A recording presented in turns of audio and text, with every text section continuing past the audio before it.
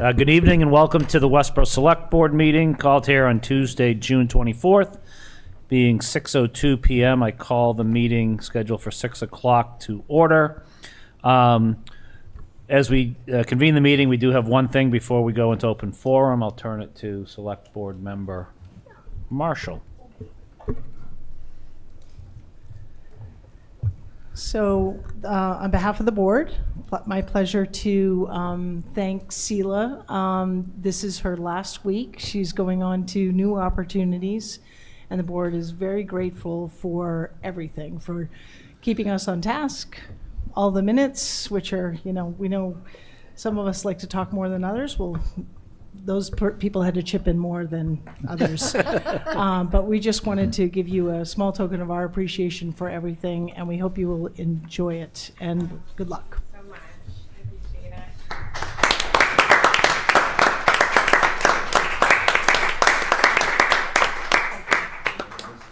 Absolutely. I get a second. A second. Thank you so much. Thank you. Here, I'll come down this way. Thank you so much. Have a good meeting. Thanks.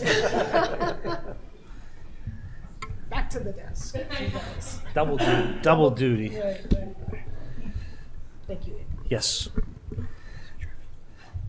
And I was reminded that I will ask that all those that are able to please rise and join me in the Pledge of Allegiance.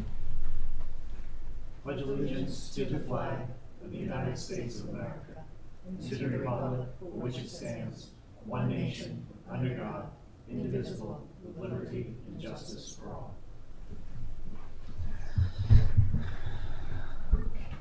Thank you. So we will go into open forum now, and I think we have a number of folks that are here. I'm actually going to call on our police chief first, who had a request to come to open forum. No, because we're live. Oh, okay. All right. Sorry. I'm heat stroke. Yeah. Good evening, your Police Chief Todd Minardi. Thank you for having me for open forum. I just want to take a moment to give a brief statement regarding some continuing questions and concerns about ICE and their enforcement activities and the role of the Westborough Police Department. So your police department's foremost obligation remains the preservation of public safety and the protection of the constitutional rights for every individual in our community. Over the past several months, I've communicated our position regarding our collaboration with federal immigration authorities through multiple channels, including direct emails to town residents and town leadership, both elected and appointed, interviews with local news organizations, and updates on our official social media platforms. I want to reaffirm today that nothing about the Westborough Police Department's approach to immigration enforcement has changed. Not in the last week, not in the last month, not in the last year, frankly, not as long as I've been a police officer here. I also want to be clear that ICE is a federal law enforcement agency with nationwide jurisdiction. If they do come to our community, they do not answer to me. I do not have the authority to impede or interfere with their investigation or their operations. Our role and responsibilities are to respond to federal requests for assistance only when supported by legal authority. We provide ICE with information strictly as required by law, such as what's available publicly through public records requests. We continue to cooperate with Immigration and Customs Enforcement on criminal investigations to the extent permitted by both state and federal statutes. Our limitations in Massachusetts are governed by an SJC case from 2017. It's Lund versus the Commonwealth. In that case, the court held that local law enforcement officers lack the authority to detain individuals solely on the basis of an ICE administrative civil detainer request without a valid judicial, criminal, warrant, or other lawful basis, probable cause. Accordingly, we will not and cannot hold any person beyond the time they would otherwise be released purely to satisfy an ICE request or a detainer. Doing so would exceed our legal authority and compromise the trust of those we serve. It would also open the town to considerable civil liability. What we do not do, we do not inquire into the immigration status during routine policing activities. We do not devote local resources to enforce federal immigration laws. We do not detain individuals on ICE detainers absent a judicially criminal issued warrant. Our policies are designed to balance the need for public safety with respect for individual rights and dignity. Again, I have repeatedly shared this stance via email briefings to the community members and town officials, press statements and interviews with local media outlets, and official posts on the police department's social media. Finally, I deeply value respectful and open conversations and welcome all perspectives shared in good faith. I understand that strong feelings may arise, but I ask that discussions remain civil, considerate, and free of personal attacks or unfounded claims, including those about your police department, your officers, and police officials. By coming together in a spirit of unity rather than division, Westborough remains a safe and welcoming community for everyone. Thank you for your opportunity, my opportunity to address the board. Thank you, Chief. Okay, other open forum. Mr. Conklin. Boyd Conklin, 8 Water Street. This is from United Sovereign Americans. Resolution for a legally valid 2026 general election. Whereas free and fair elections form the cornerstone of the Republic of the United States, whereas election officials bear the responsibility to ensure elections remain accurate and free from manipulation, whereas our constitutional system of representative governments relies on 4 fundamental principles for validity in our elections: accurate voter rolls, eligible votes only, vote reconciliation, and system accuracy. Whereas United Sovereign Americans conducted an independent audit of Massachusetts in 2024 general election and uncovered alarming irregularities. 750,000 material errors and omissions in the voter registration database, 326,000 votes improperly counted from these ineligible or uncertain registrants, 190,000 excess votes counted beyond the number of votes who participated with no explanation for their origin, and 326,000 voting violations exceeding the legal error threshold, where only 29 errors were allowed under federal law. The audit findings indicate severe violations of state and federal election laws and potential fraudulent certification. Whereas election accuracy is defined as the ability to capture and report voter selections without error, whereas the irregularities in the official records of the 2024 election call into question the validity of the election, threatening the guaranteed protection of our natural rights under Republican form of government. Therefore, be it resolved, Westborough Select Board, Worcester County demand immediate action to ensure legally valid and transparent 2026 general election by implementing the following measures: infrastructure compliance, voter verification, ballot security, accurate counts, proven outcomes.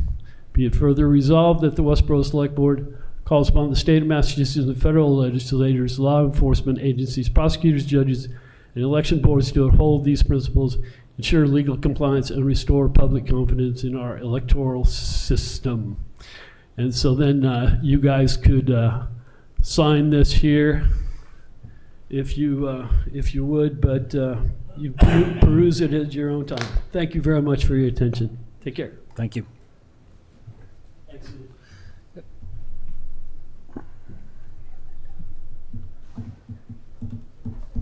Great.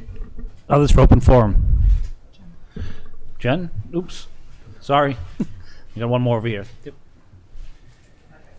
Yeah.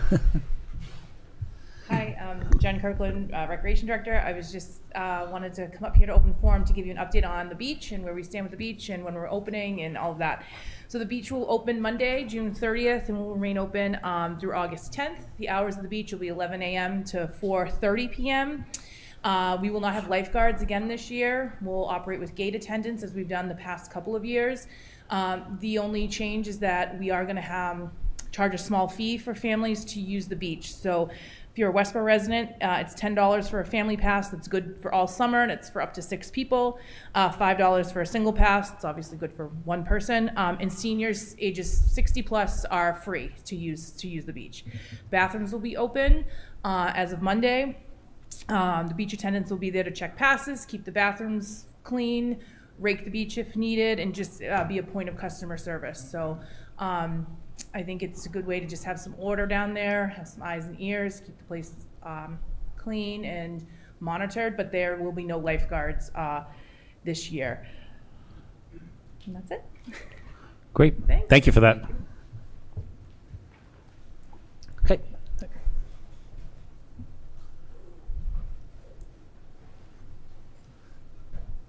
Hello, my name is Annette Parent. Oop, and I can you live just maybe pull that down closer? Yep. at- First timer. Yeah, perfect. My name is Annette Parent, and I live at 1 Indian Pond Road, which is on the corner of Meadow Road and Indian Pond Road. And I'm here to express my deep concern about the proposed rail trail and its impact on our home and quality of life. Doug and I have worked for decades to create private, peaceful, and safe home. We've poured our energy, our time, and our resources, part of which is over $200,000 in property taxes, into making it a place of rest and security, not just for ourselves, but for our children and our new grandchildren. Now that seems to be being threatened. If this plan goes forward, people will be walking and biking just 15 to 20 feet from our dining room window. It's close enough to make eye contact while we eat breakfast, lunch, and dinner. Some may stop to just sit there and chat or eat lunch within feet of where we play and we live our daily life. This is not a trail at the edge of the neighborhood. It's being placed directly in our personal space. We've been using our side yard for years. We've played little soccer games, we've played pickle, we've played tag, and other family games. We had no idea that when the town took over the road in 2009, known as an order of taking, they took a 10-foot easement and a 5-foot easement for highway purposes. Within the order of taking, it is stated that we direct that this order of taking be filed in the office of town clerk and that notice be given to every person whose property has been taken or is otherwise entitled to damage on account of this taking. And that said, persons in each of them be notified of the time within which he or they may petition the Superior Court to determine his or her damages in accordance with the provisions of Chapter 70 in general law. And it further directs that a duplicate, original, or certified copy of the said plan be recorded in the Registry of Deeds for the County of Worcester within time required by law. And we further direct that said persons be notified of the date when said land has been entered upon and possession thereof has been taken for the purpose of the construction of a said new way.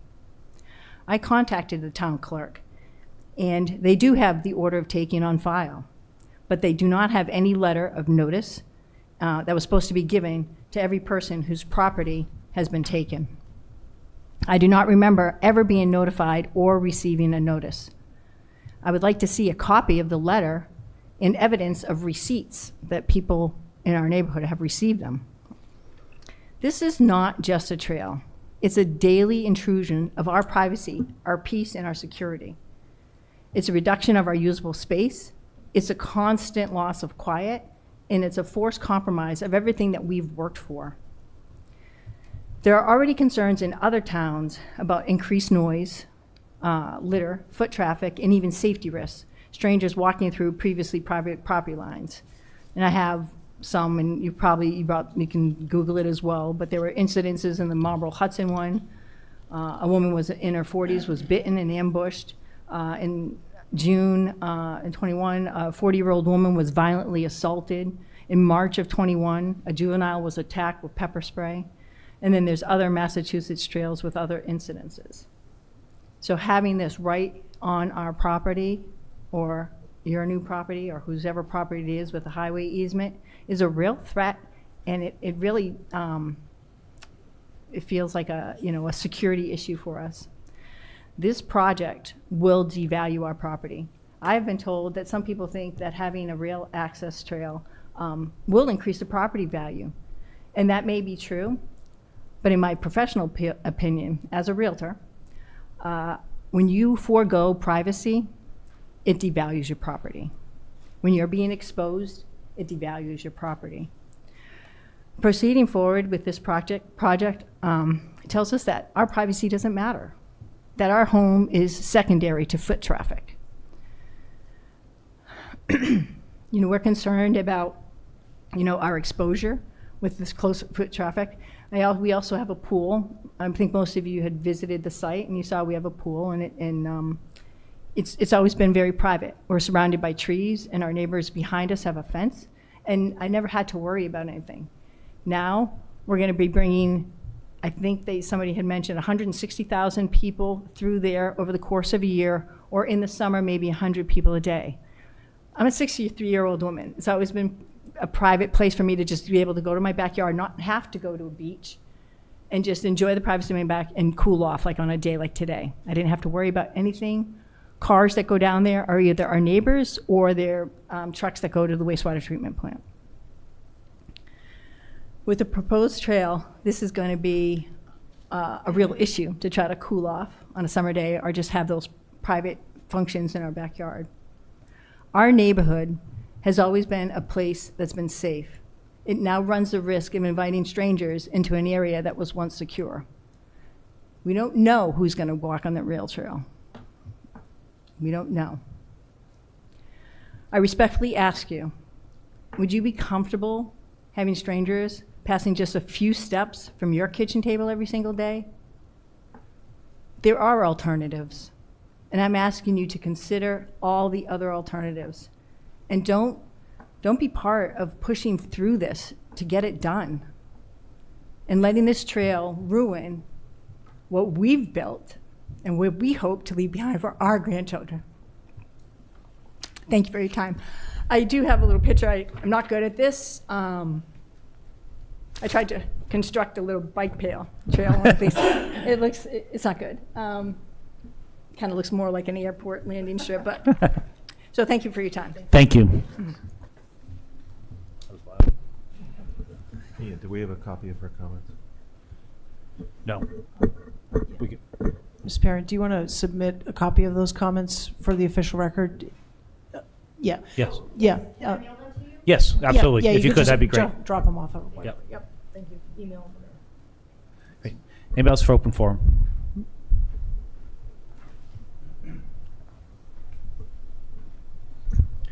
Good evening, members of the board. Kevin Barry, 8 Indian Pond Road, and thank you for allowing the extra time for Annette. I appreciate it. Her voice needed to be heard. I'll make this quick. Obviously, we went a bit longer. I try to time myself, but I'm along the same lines of what I normally do. But I'm here to formally enter into public record several concerns following the recent BWALT site visit that Annette mentioned for the proposed Meadow Road segment of Section 2. Before the town congratulates itself on a job well done, the public deserves clarity on what actually occurred. Number one, inadequate notification and accessibility. Residents, as I mentioned at the June 10th Select Board meeting, residents received only 1 week's notice for a site visit scheduled at 5 p.m. on a Tuesday, a time clearly inconvenient for working families. While attendance appeared adequate on paper, many residents could not attend. Nearly half present, I want to say about 20 to 25, were town officials, GM2 associates, and known supporters of the project, not necessarily neighborhood residents. To ensure residents were informed, a neighbor and I spent hours on Father's Day canvassing Meadow and Indian Pond roads. We were shocked to find out at least 8 households were completely aware of the announced site visit, including both homes at Meadow Road, Milk Street intersection, kind of premier spots. I was corrected sort of because That homeowner, on one side, did say that he did get an email, not a mail notice, but it was in his spam email box. He got it the day of is when he noticed it was there. So prior to me telling him, he had no idea it was going on. This is a basic civic procedure, so failure to properly notify impacted residents isn't just unprofessional, it's irresponsible. This has been going on for over 13 years. Both Annette and I, we moved into the neighborhood in 1998. This is the first time, other than me mentioning it, that she's heard about it and saw it for herself. Number two, lack of transparency and accountability. To date, no one has addressed the misleading and false statements made by GM2 and the planning department about easement negotiations. And let me reiterate for the record. One, the new owner of West Meadow Plaza does not support the trail and will not grant an easement right. Number two, a key Meadow Road property owner has also clearly refused to grant an easement. These facts were omitted and contradicted during the presentation. Residents deserve to know that this introduces the likelihood of eminent domain, a fact not responsibly conveyed in these properties. Number three, disregard for affected property owners. This trail segment directly impacts 44 households. Yet this site visit marked the first direct and meaningful engagement many have had with town officials in the last 13 years about the proposed trail on Meadow Road.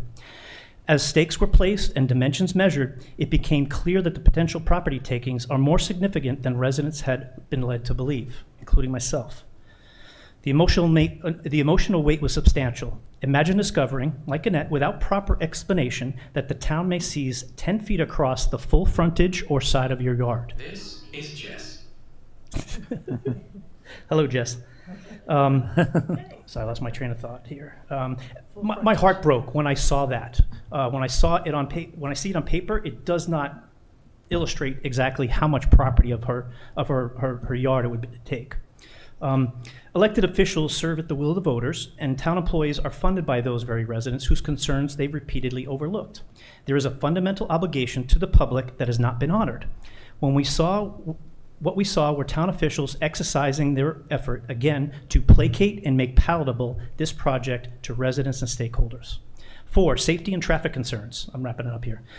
This has been raised repeatedly, yet continues to be minimized. Meadow Road serves 44 households and feeds directly into one of the busier intersections in town, main thoroughfare, Milk Street, connecting downtown, Westborough, and Route 9. During the 1-hour site visit alone, as you were aware, this very intersection saw a high-speed police pursuit of a stolen vehicle, an ensuing accident, and an abrupt stop involving a heavy truck unable to stop at the crosswalk. So that crosswalk, I've seen that multiple times. There are screech marks there. The police pursuit, that's a new one. That was interesting. This isn't theoretical. It's the daily reality for residents, for us. Introducing additional pedestrian and cyclist traffic into an already dangerous corridor is illogical and irresponsible. Safety concerns are not being given the weight that they deserve in project planning or public communications. I also should mention the town's adopted complete streets policy, and for brevity, I'll submit it, but obviously I think you're aware of it. It really explains it's for all users, not just pedestrian, cyclists, and ADA users. It's for automotive, commercial, or motorists, for commercial vehicles, for delivery vehicles, for first responders, and the more, all together. In closing, the handling of this site visit reflects a disturbing disregard for basic accountability and resident respect. I strongly object to the notion, as expressed to me last week at that meeting, that public awareness absolves the town of its responsibility to notify affected residents. That is an unacceptable position for any public body to take, let alone one pursuing action with lasting impacts on private property and neighborhood character. We expect truthfulness, professional standards, and real accountability, none of which were evident at the recent meeting. Thank you for your time. Thank you.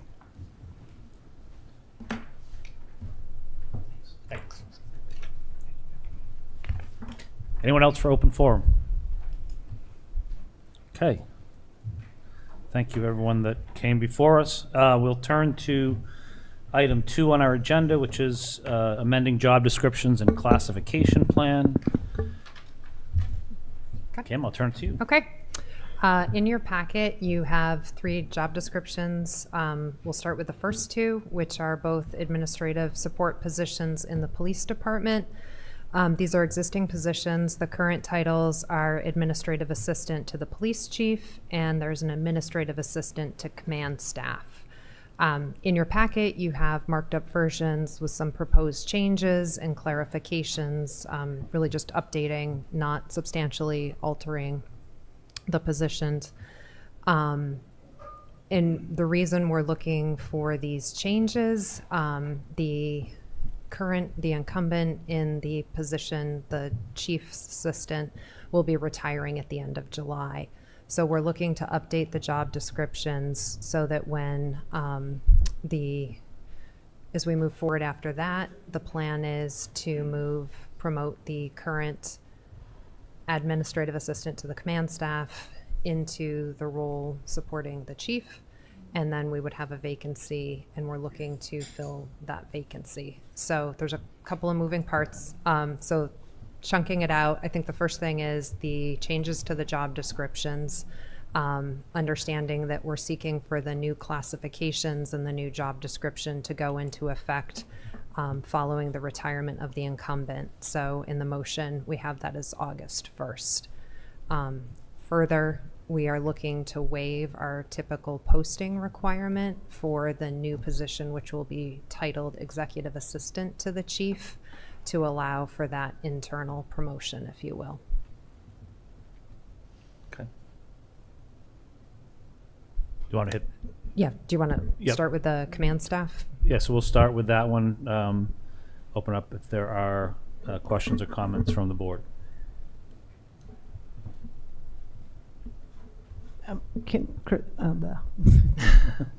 So first of all, just for the public's benefit, we always take an opportunity when there are changes to look at job descriptions. It's a responsible thing to do to make sure that they're current and reflect how business is conducted. I guess I missed something in the version that I'm seeing in our packet. We have job title Administrative Assistant to Command Staff, and then it says reports to Deputy Police Chief. But I thought you just said this job will report to the police chief.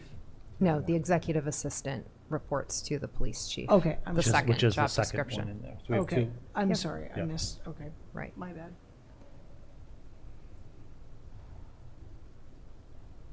We have a, I'll call it blue line on mine, and Yep, yep, then that's the. Yep, got it.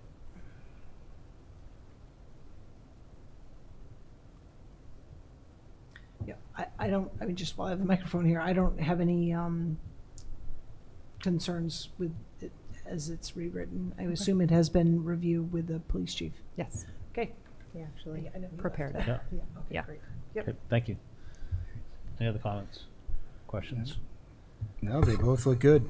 Thank you for updating them. The changes seem very straightforward, sort of, some additional responsibilities given the times, but mostly just, removing terms like word processing and things like that, which we, so, yeah, so, And secretarial. right. But, no questions, and thank everybody for reviewing both of these and bringing them forward. Would you like to make a motion? Can I just make a comment? Oh, yeah. Yeah, so, again, these job descriptions, I count on people who know more about what these people actually do.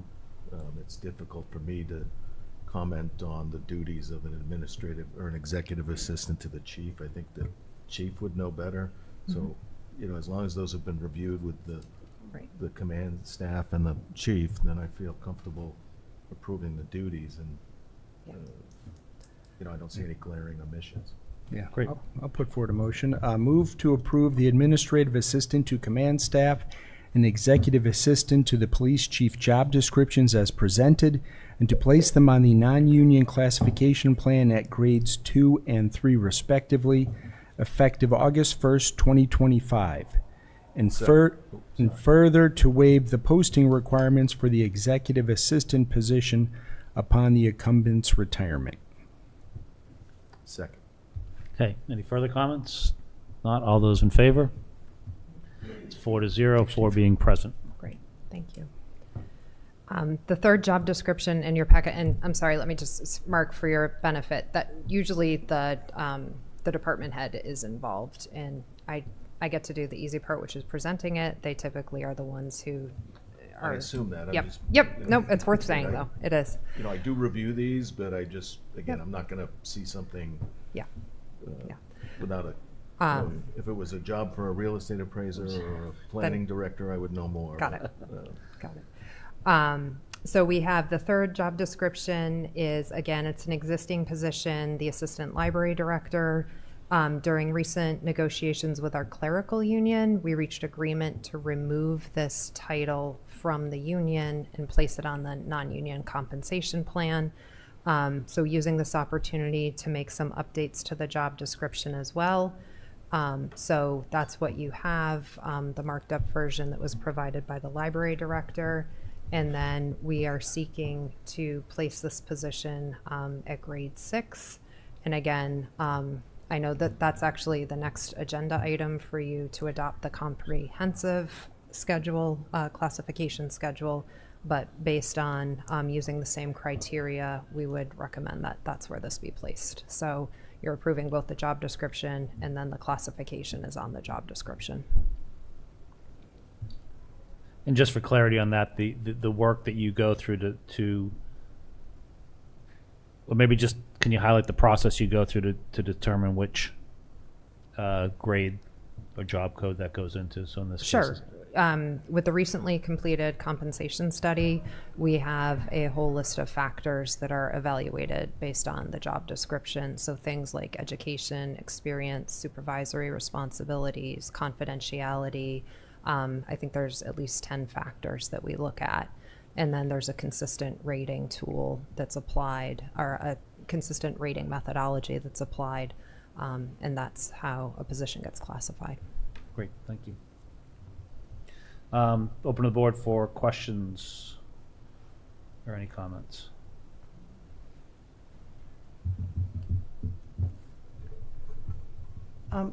Kim, can I just ask you, and maybe I missed it,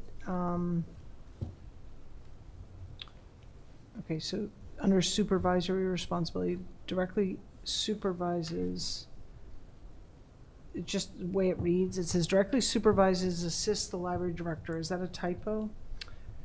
Is that Which version? I'm on the blue line, so. Yeah, it should be assists, the version should read assist the library director with supervising all departmental Okay, I employees. think there's a typo there, because it still says in my version, directly assist, both in the blue and the clean version. what Okay. paragraph are you- I'm on Supervisory page responsibilities. 16 in our packet of 195 pages, for those interested. As supervisory responsibilities, it reads directly supervises, then capital assists the library director with supervising all departmental employees, so, So Yeah, it sounds that- like that directly supervises should be It should be, struck. yeah. okay.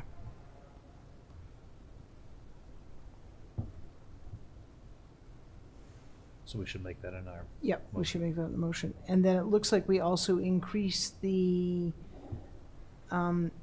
experience requirement, is keeping consistent the MLS requirement for a master's degree, but going from 2 years of public library experience to 3 to 5. That is correct. And that is consistent with the bands that we typically have for experience. Again, for consistency, it's typically under a year, 1 to 3, 3 to 5, so.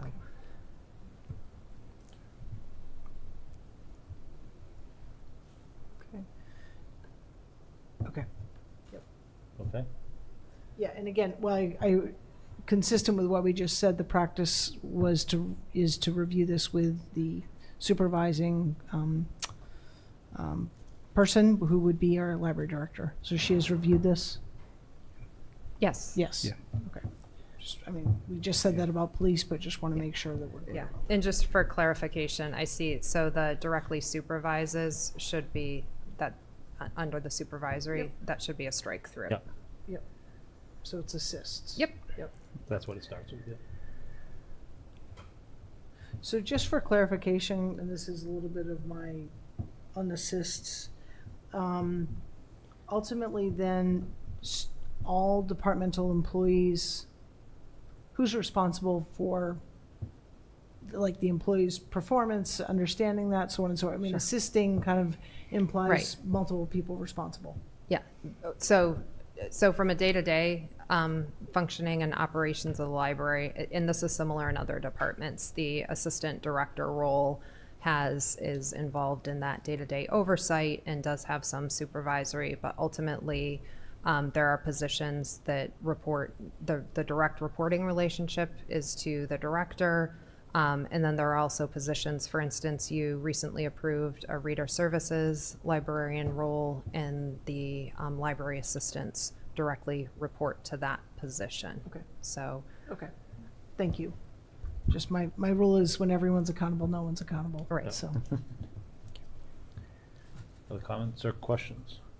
Yeah, I had less of a comment about who reviewed this because it said prepared by Kate Caraccio, who's the library director at the bottom, whereas the police department one right. didn't say that, so I assumed, I wasn't sure if it was prepared by the chief or Yep. by the assistant town manager or, you know, so No. that wasn't my concern on this one.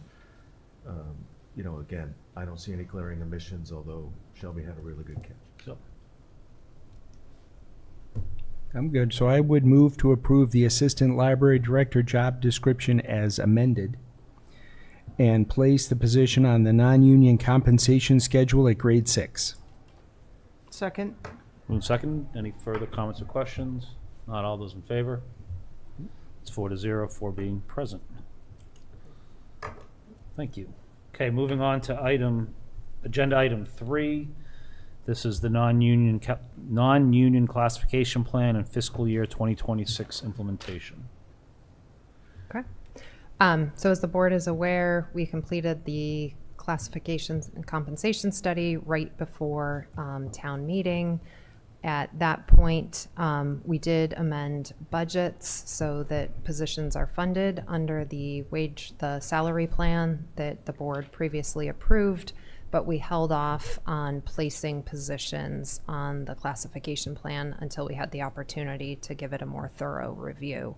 So that is what you have in front of you. I did put an updated copy with today's date on it. The only change on that plan relative to what you've seen, the memo I believe you received on June 13th, is it now includes under grade 6 the assistant library director position. And again, we will update this on August 1st to reflect the new police titles that you approved tonight.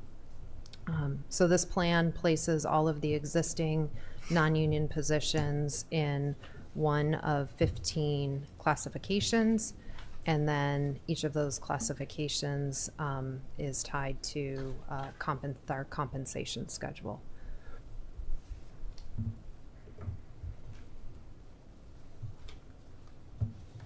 And again, this plan, just for the public too, so this was not done, this was done internally, but we hired a consultant Yes. that Yes. provided the Yep. the work behind this. So. Yes. and I think all of that information, the study, is on our website, on the town manager's website, or under the boards. I forget where it is, but it's available on the website, correct? On the webpage, I should say. Okay. Okay. Any Just to, question? Yep. yeah, Go just in ahead. terms of implementation, what is the notification to employees about these changes? Can you describe kind of what that rollout Sure. looks on the employee side? So this, when we received the initial report from the consultant, it was shared out through department heads, and they were asked to meet with employees. And that was in part, we received that, it was literally days before town meeting, so we, leading up to town meeting. So while we were able to make the budget adjustments, we wanted an opportunity for staff to review it, be comfortable with the how the positions were evaluated. And then we did take the time, the town manager, the finance director, and I went through and evaluated all of the positions to make sure we were comfortable with it, addressed any questions that we had from staff. And then we again sent the schedule that you're looking at tonight. They've all seen that and had that for over a week now. So we were able to, make sure people were comfortable and knew where we were going with it. So the plan is to implement this typically on July 1st, which is the start of a new fiscal year.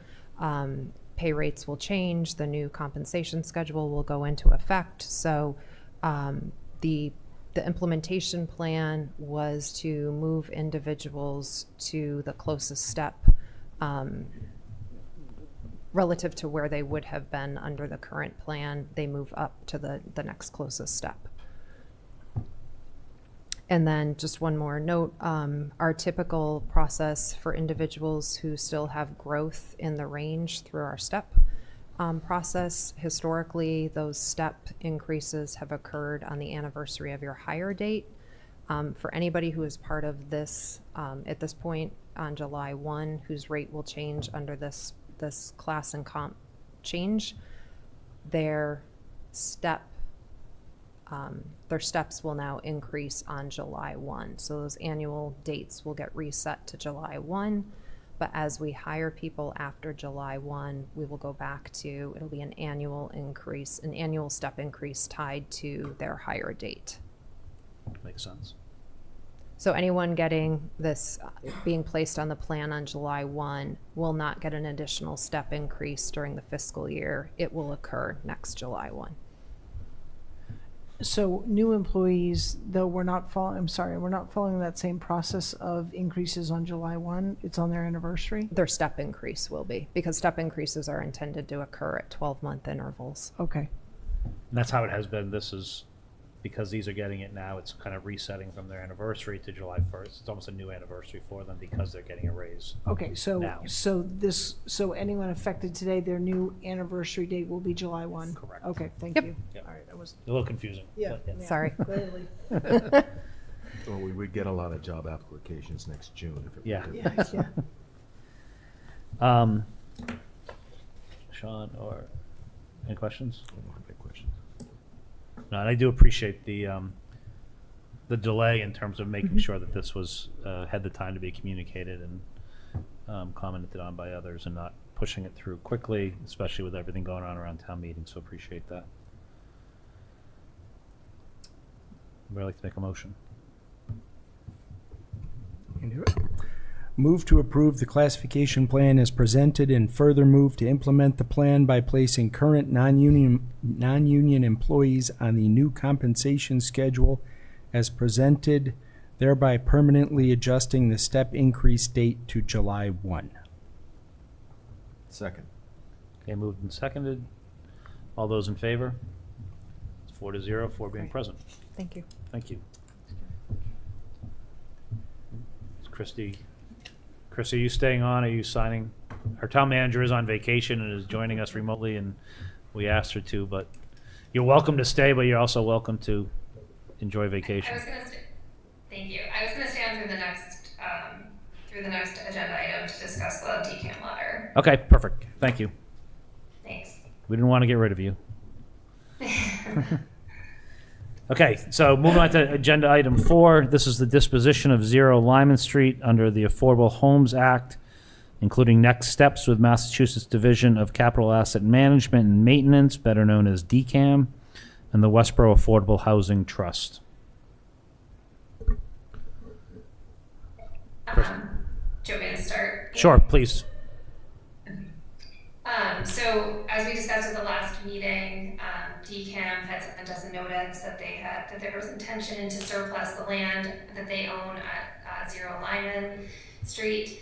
This is all part of a section of the Affordable Homes Act where the state has identified, I believe it's around 13 parcels that they would want, that they currently own, that they no longer need, and have identified them for housing development. That process under that act allows for them to either dispose of the property through auction or to dispose of the property through a request for proposals or RFP process. We were made aware that this first round or grouping, including 0 Lyman, was intended to be disposed of as part of the auction process. We expressed interest in having further discussion with DCAM, as well as the chair of our select board and the chair of the Affordable Housing Trust, to understand how we could guarantee some level of affordability if a housing development were to go in.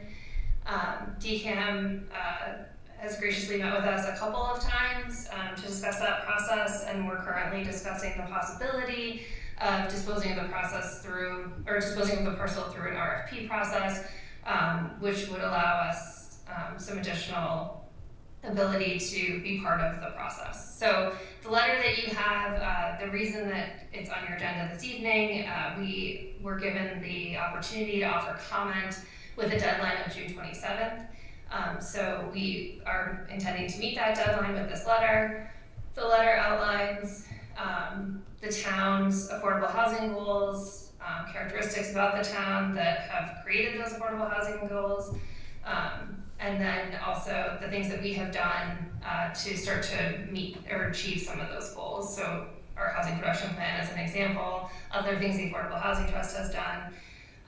And then what we're asking for at the end of the letter is opportunity to continue to work with DCAM and the Affordable Housing Trust to offer potentially criteria that might be used in the RFP process, or potentially some sort of sliding scale offering where there could be a subsidy with the Affordable Housing Trust.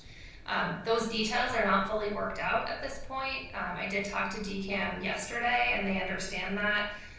So we're providing as much detail as we can. At this point, I'm asking the board to authorize me to finalize the letter in working with the Affordable Housing Trust, because I think we do want to add a little bit more detail, which we would do on Thursday before we send the letter. And I know that Alan Edinburgh from the Affordable Housing Trust is also in the room with you if you have additional questions. And Ian obviously has been part of those conversations. Yep. So I think to that point, not that we'll go to motion yet, but as the motion will be a little bit different than what's in our package, and that it will authorize the town manager to work on finalizing with the Affordable Housing Trust and the select board chair, and I think authorizing myself to sign on behalf of the board when that's complete. But I will open it up to any actually just to.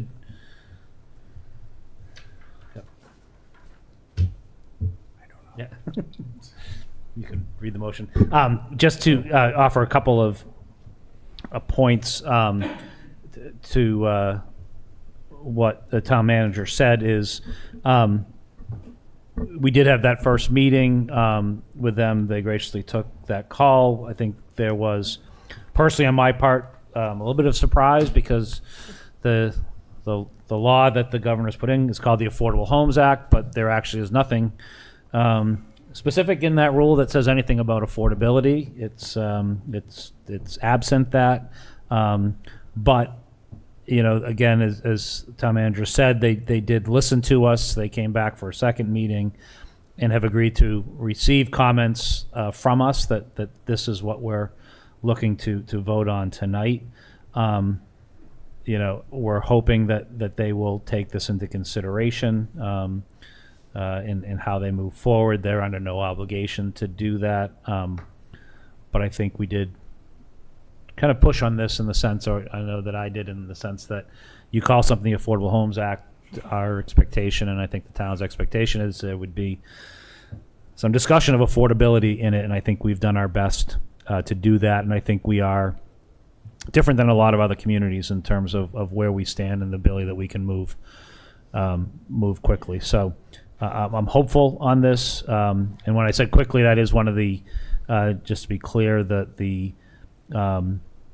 what was communicated to us from DCAM is part of what the rule is and why this was auction is preferred. Is the goal here is to get these properties sold and into development as quickly as possible by the governor, by the state. So I will stop there, but I definitely open for questions, and I do know that Mr. Edinburgh's here as well for any questions you may have on the affordable housing side.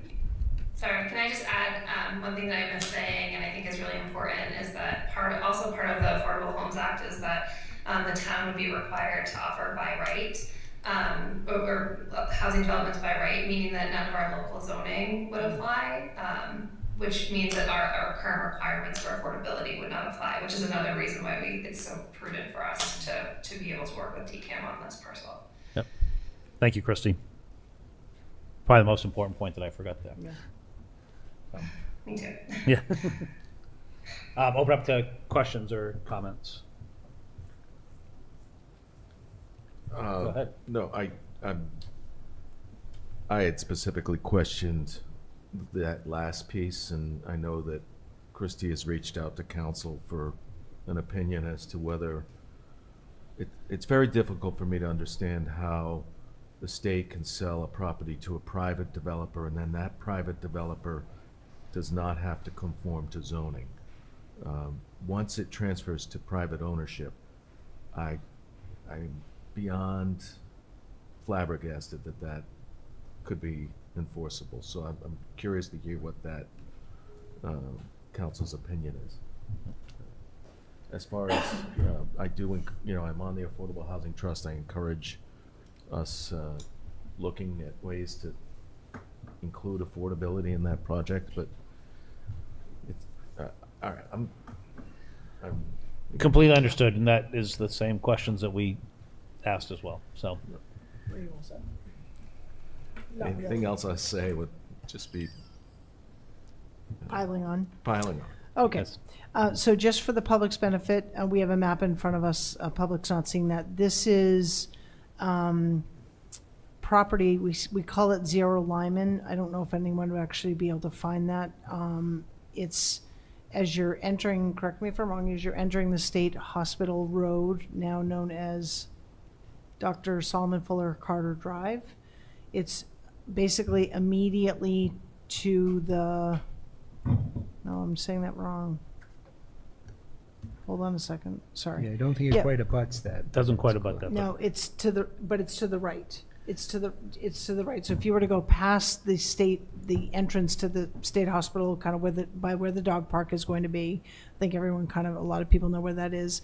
And you continue on Lyman as if you're heading toward Northborough. It's kind of right on the bend there on the left, that big wooded area. Yeah. So just so everyone kind of knows where we're talking about. Yeah, it's basically just past the entrance to the State Hospital, Solomon Carter Yep. Fuller Drive, and just before the sharp. Zarasiska. Zarasiska. Yeah, okay.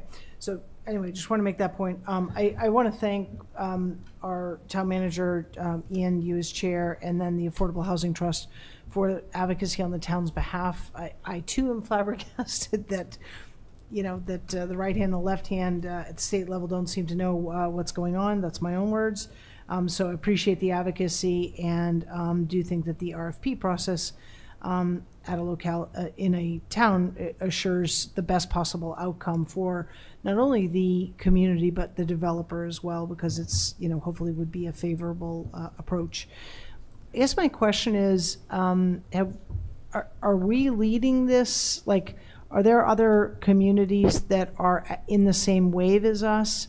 And has there been any indication, well, two-part question, are there any other communities taking the same approach? And have we seen any indication of whether or not there's a leaning by DCAM to lean toward RFP versus auction? I'm not aware of other communities that are currently meeting with DCAM. We are aware of another community that's sort of watching our process and trying to understand what their options are. In terms of moving to the RFP process, that was actually raised by DCAM as a possibility. So I do think that there's likelihood, assuming that we can all agree that we would be able to move down that path.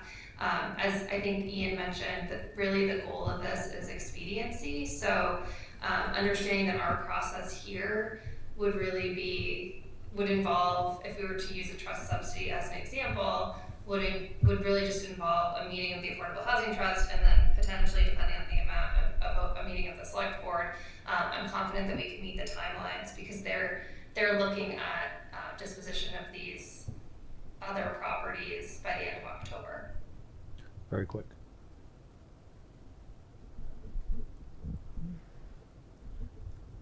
So when we say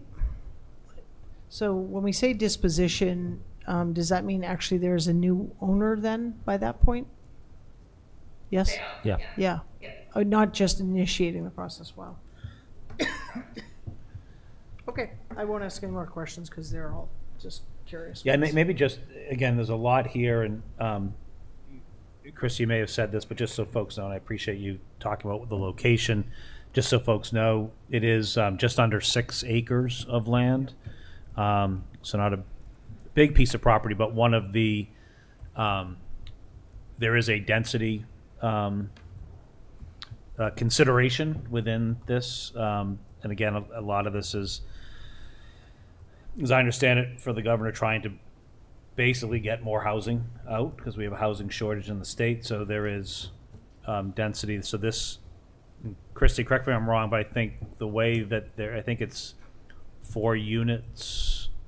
It's a minimum of 4 units per acre, so this Yep. parcel would potentially yield approximately 20 units, minimally. Minimally, yep. So again, when we think about zoning and what we would require for acreage instead of this, that's built in to allow for more housing there. So, Sean? Yeah, thank you. I appreciate the Affordable Housing Trust's interest in this and in representing the town.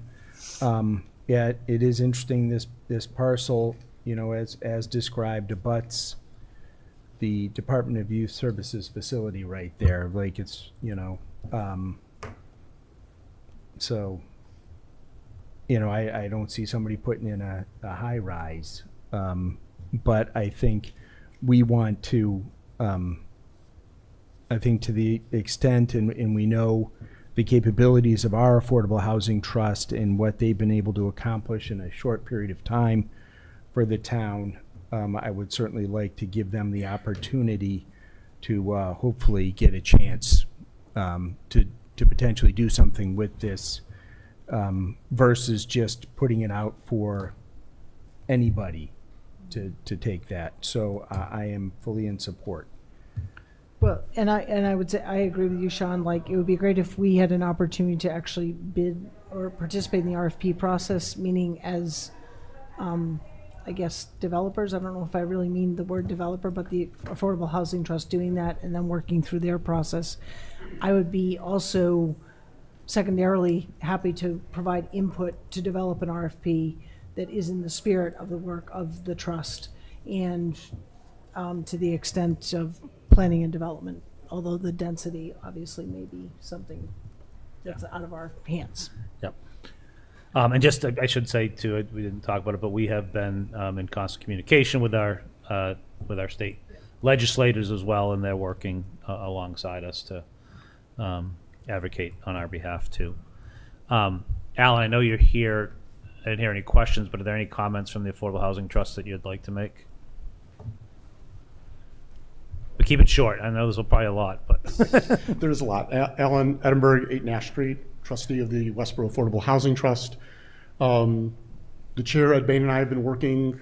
He's our number cruncher, so he's looking at a 10-year projection of our finances to understand what the impact of various sized subsidies could be.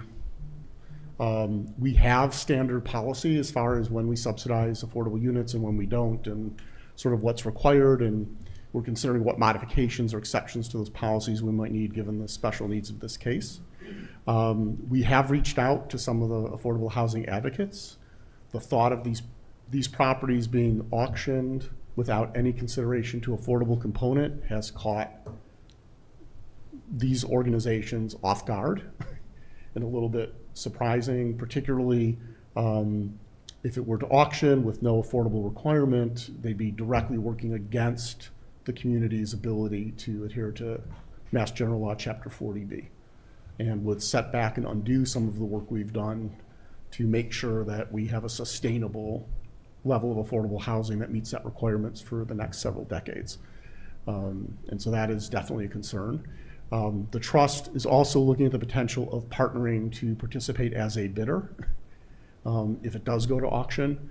And we have at least one nonprofit developer who's potentially interested in partnering with us, and we'll continue that. We're ready to participate in providing suggested criteria for the project, for offering a subsidy to encourage affordable component, as well as potentially, if it goes to auction, being a bidder.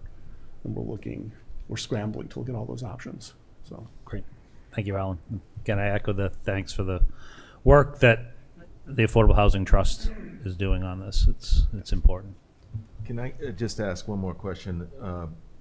I know that most towns have do not have underlying zoning under state land. But when we purchased State Hospital, we did include this parcel in the zoning. To the best of my knowledge, it's included. So I just don't know if that's semantic, since the state is killing us with semantics on our affordable housing, if that semantic might weigh in on our side. And I'm just curious if we can include that question to council. Yep. Yeah, I think we can include that. Absolutely, we should include that to council. You need a motion? I think there's an updated one Oh, here. go ahead, John. Move to authorize the town manager to work with the select board chair and the housing trust to finalize this letter and further authorize the select board chair to sign it. Second. Okay. Been a lot of comments. Fingers crossed on this one. All those in favor? 4-0, 4 being present. Thank you. Thanks, Thank you, Christy. Thank you. Thank you. Bye. Enjoy Bye. your vacation. Thanks. Okay, moving forward, item number 5, Westborough TV update. Welcome, Karen. Good evening, Karen Henderson, General Manager of Westborough TV. I have 3 quick points for this evening. One is that, as requested during discussions about the town's recent decision at town meeting to provide funds to Westborough TV in exchange for services as outlined in the recently agreed to MOU, Westborough TV's Board of Directors has indeed been pursuing efforts to raise funds privately. So through fundraising, sponsorships, and creation of videos for profit. So I just wanted you and the residents to know that we are working on that, especially because it's just a change in our normal business routines. And so people will be seeing things like that out there. And I wanted to make sure they're aware of it. And we're hoping that some of that pays off in increased income to offset those losses from cable revenues. So just to give you a quick update that we are moving forward with that, and you'll start to see some materials out there. Along those same lines, my second item is to update you on the state legislation on that so-called streaming bill. I know you've heard about for a few years now. Thank you for a letter that you provided in May to the ATIC, that's the Joint Committee on Advanced Information Technology, Internet, and Cybersecurity, that is chaired by our very own Senator Moore. You did send a letter in support of, it's H91 and S41 right now, which is an act to modernize funding for community media programming, which is a mouthful. That bill right now has an impressive 90 co-sponsors, so we're really happy about that. I think at some point I had updated you to let you know I'm working with Mass Access. I'm on the board now of Mass Access at the state level. I work on their legislative team, and we're really happy with those numbers of co-sponsors. Is great for us. And although it has not been officially posted, we have been told that they're going to have a hearing on July 10th, at which they will be accepting testimony. So I will definitely be in Boston for that testimony. And to be counted as testimony, your letter actually has to come to them from the time when the meeting is posted until I can't remember now if it's a couple of weeks, a few weeks afterwards, maybe it's even up to 30 days afterwards. So I might just ask that probably at your July 22nd meeting, I might have another letter. It'll be almost exactly the same, but it'll make reference to their hearing date and that they should consider that letter actual kind of testimony from you in support of those bills. So I will send that to you ahead of time, but would be looking for you to, yes, send another letter to go along with their plans. So I am still pushing that, and as much as I can help try to move that legislation through, again, that would help us in our business and try to keep some of that away from the residents that are picking up some of those taxes at this point to help pay for us. And then lastly, I have some great news to share. And I'm just proud to announce that Westborough TV has been awarded the 2025 Hometown Media Award for overall excellence in public access.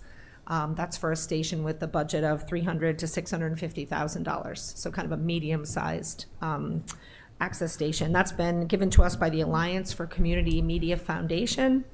This national honor celebrates our dedication to serving the local community with high-quality public access media and will be presented to us tomorrow evening. So it's a little bit of a sneak preview here. It'll be presented to us tomorrow evening in Boston at the ACM Foundation's annual national conference that conveniently for us is being held in Boston this year. So we will go in there to accept our award. And some of this is from their press release, but the awards program was established to honor and promote community media, community radio, and local cable programs that are distributed on PEG, public education and governmental access cable television channels. The ACM Foundation is a national organization that facilitates, preserves, and promotes community media. So obviously, tremendous honor for us, and I think an affirmation of our mission, which, as you know, is to provide and produce transparent, inclusive, high-quality multimedia content to amplify all those local voices, bring our community stories to life, and connect Westborough residents, businesses, and civic life. So I really feel like it reflects such a dedication on the part of my team. So I want to just recognize especially Aiden Horgan and Tim Schwab, who do such great work for us, but that's across the board. We have lots of part-timers. Jesse's in there right now filming our government meetings. And you've met some of them over time, some of them students, but so much dedication and really hard work and creativity on their part. And of course, the support of our board, our volunteers, and really the whole Westborough community. So I'm hoping this helps kind of further assure to the board and to residents and the community that the decision to kind of financially help support Westborough TV was the right thing to do. So I would just offer my thanks to them, and kind of this kind of national recognition just inspires us to continue to serve the community with excellence as we've done in the past, both online and on air. And really, really proud of my team and think it's something that the whole community can take some pride in to win this national award. Congratulations. Okay, there you go. That's it. Thanks. If I could just add to that, I don't speak like Steve Hart, but as a member of the board, and Steve is busy this evening. Sir, your name, please. Bill Lanane, 21 Deerfield. On behalf of the board and for Steve, who's busy tonight, the board is very proud of Karen and the staff, there's no question about it. And we hope to continue the work with the community in the future. Great, thank you. Can I ask a clarifying question? So, as the board knows, I'm an appointed member to the Cable TV Advisory Committee, so I work closely with Karen and that board. But as it relates to the hearing on July 10th, is it appropriate for me as a member of the board to attend that and potentially give live testimony, or if I could hold myself back, just sit there and support? But how does that work? Sorry, as a member of that board? No, as a member, that's a great question. No, because it's really well, it's related, but it's separate, being part of the Cable TV Advisory Committee. I mean, because we really negotiate contracts. This is really about the streaming bill, so I would be doing so as a member of the select board, an interested resident, but I guess, do I need to get the approval of this board to do that? If you're representing an opinion of the board, you would need the board should take a vote. Okay. So I have a question. Kind of a follow-up question on that. Would it be more of a impactful for Shelby or myself or someone else who could be there on July 10th to read Ian's letter into the record so that we didn't have to follow up? And would that kind of serve the purpose that, I mean, again, I don't know if it's more impactful to actually attend and address the legislators, because Right. So one of the things we've been told is when they have their hearings, and some of you might have attended some of those before or watched them online, but they tend to hear dozens of bills over the course of that hearing. And so one of the things we've been trying to do for Mass Access is to determine the points that we'd like to make and then have them stated by various people, and try not to have them repeating. So just like we hear John Arnold at town meeting saying, does anyone have anything new to offer? Because you can get up there and you can repeat the same testimony over and over again. But really, can we kind of hit on the various points with various people strategically? And so we've been talking about that. And Shelby did attend last year's, was it last year or the year before, and gave some testimony. And I think that was as a resident, as someone who does a show I'm not with sure I us. asked for permission then, but. But I mean, that's where you can say you're a member of the Board of Selectmen, however you're making your statement on behalf of yourself, or they've already sent a letter and this is a statement on behalf of myself. Yeah, I mean, I don't have to go. I'm certainly supportive of what Karen presented, that, you know, after that we could submit a letter on behalf of the board. It would also give Karen an opportunity to come back and kind of reflect on the testimony and kind of what are the points that need to be really brought forward further. So that's fine. It's up to you guys. I'm not dying to go, but, you know. I mean, I guess the other thing is Senator Moore knows you, right? Yeah. So even if you're not stating you're in the select board, he knows Yeah. you're on the select board, Yeah. right? Right. Yeah.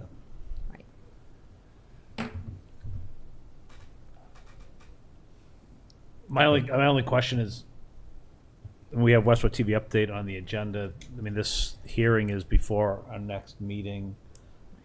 Right. I'm not We didn't sure. vote I guess on I'm That's why looking, I'm asking. but I'm wondering if, because it's not specifically posted on the agenda, is it a vote that we? You already provided a letter, correct? Yeah. If it's the content of that letter that would be highlighted at the hearing, I think it's appropriate for Karen to ask if a member of the board is able to attend and read from that letter. Okay, perfect. So I think it's great, but I also would defer to Karen. So I think what we can do here is provide approval to do it, but then you work it out whether that makes sense or not. We want to make it as effective as possible. I know you're doing all that work, so I would entertain a motion to, allow Shelby to represent How the about a board. select board member in case Well, Shelby but- can't? Okay, a Well, select board. and I guess the question is, we've already provided the letter. Like, do we even need the vote? Well, it would be to appear in person, I think. I don't think it hurts. Represent It's the board. built in I think, suspended. I think it would doesn't probably hurt. be to read an excerpt from the letter that highlighted a point that, one of the many points that they're trying to make. I mean, it doesn't sound like it sounds like a lot of the points in the letter will be addressed by other testimony, so it might be the case where Got they it. want us to read one you're- excerpt. So Probably I right, move if Karen thinks it's useful, then Shelby can read the select board letter. member. Yeah, a select board member can read the letter. Or an excerpt on behalf of the board. Yeah, what he said. Or I'll second that. Hey, all those in favor? 4-0. Can I ask? Thank you. Can I ask a Sabina? couple of questions? Yeah. Though, on other things that she addressed? Yep. Okay. You were trying to raise funds privately. How would someone either volunteer to help with that or actually donate money? Sure. So I would love both of those things. We accept private donations, so we have received some donations from people. We do have a Venmo out there at the end of most of our programming, not our government meetings, but our internally produced programming. There is a QR code at the end where people can donate, and we receive donations from that. We have received donations from community organizations that are donating to us, which is fantastic. It's just a great feeling. And also, someone can reach out directly to me at khenderson@westboroughTV.org if they want to help with a fundraising effort. So all of those things would be welcome, Mark. Okay.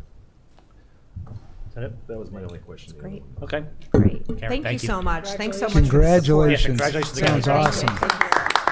I think you should come back and show us your award on a big chain or something.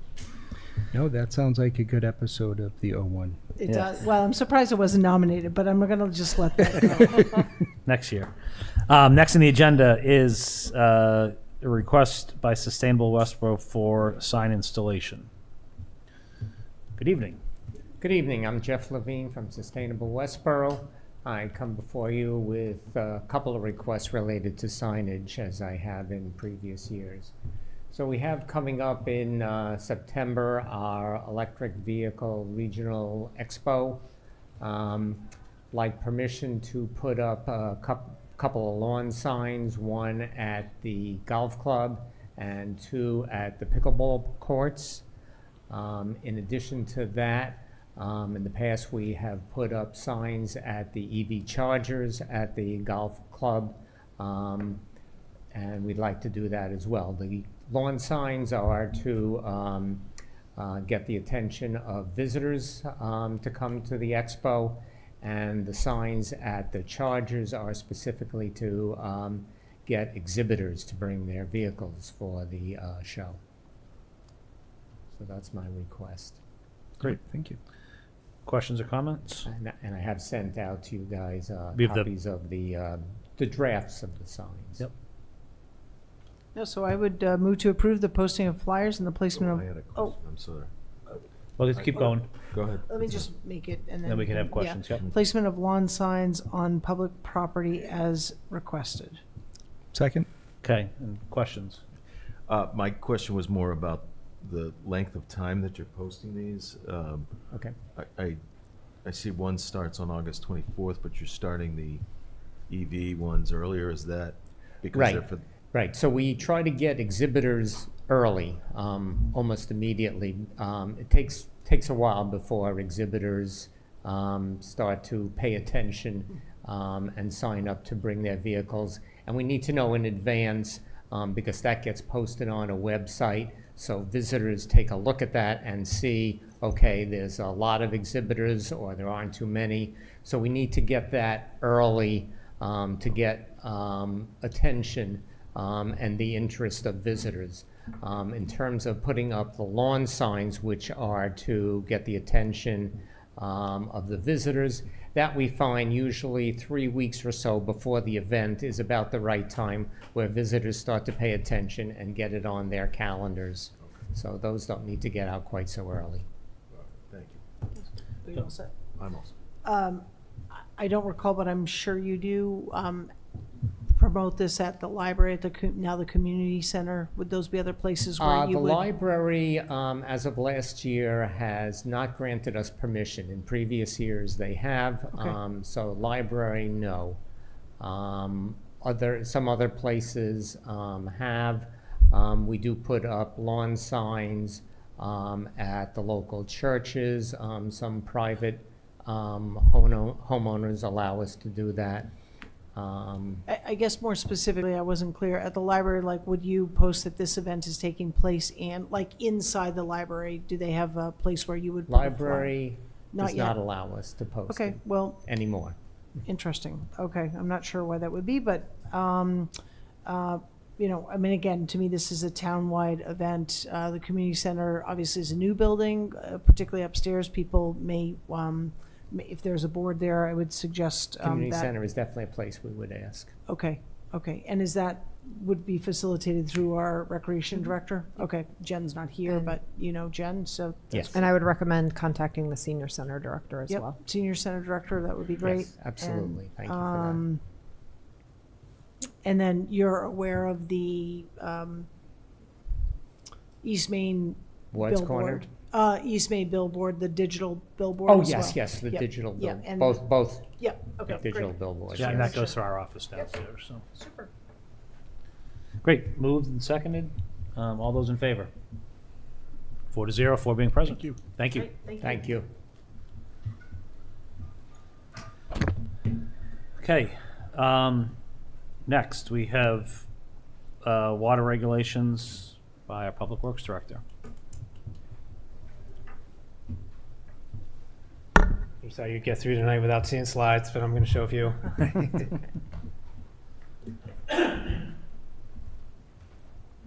Hopefully that speeds up the process.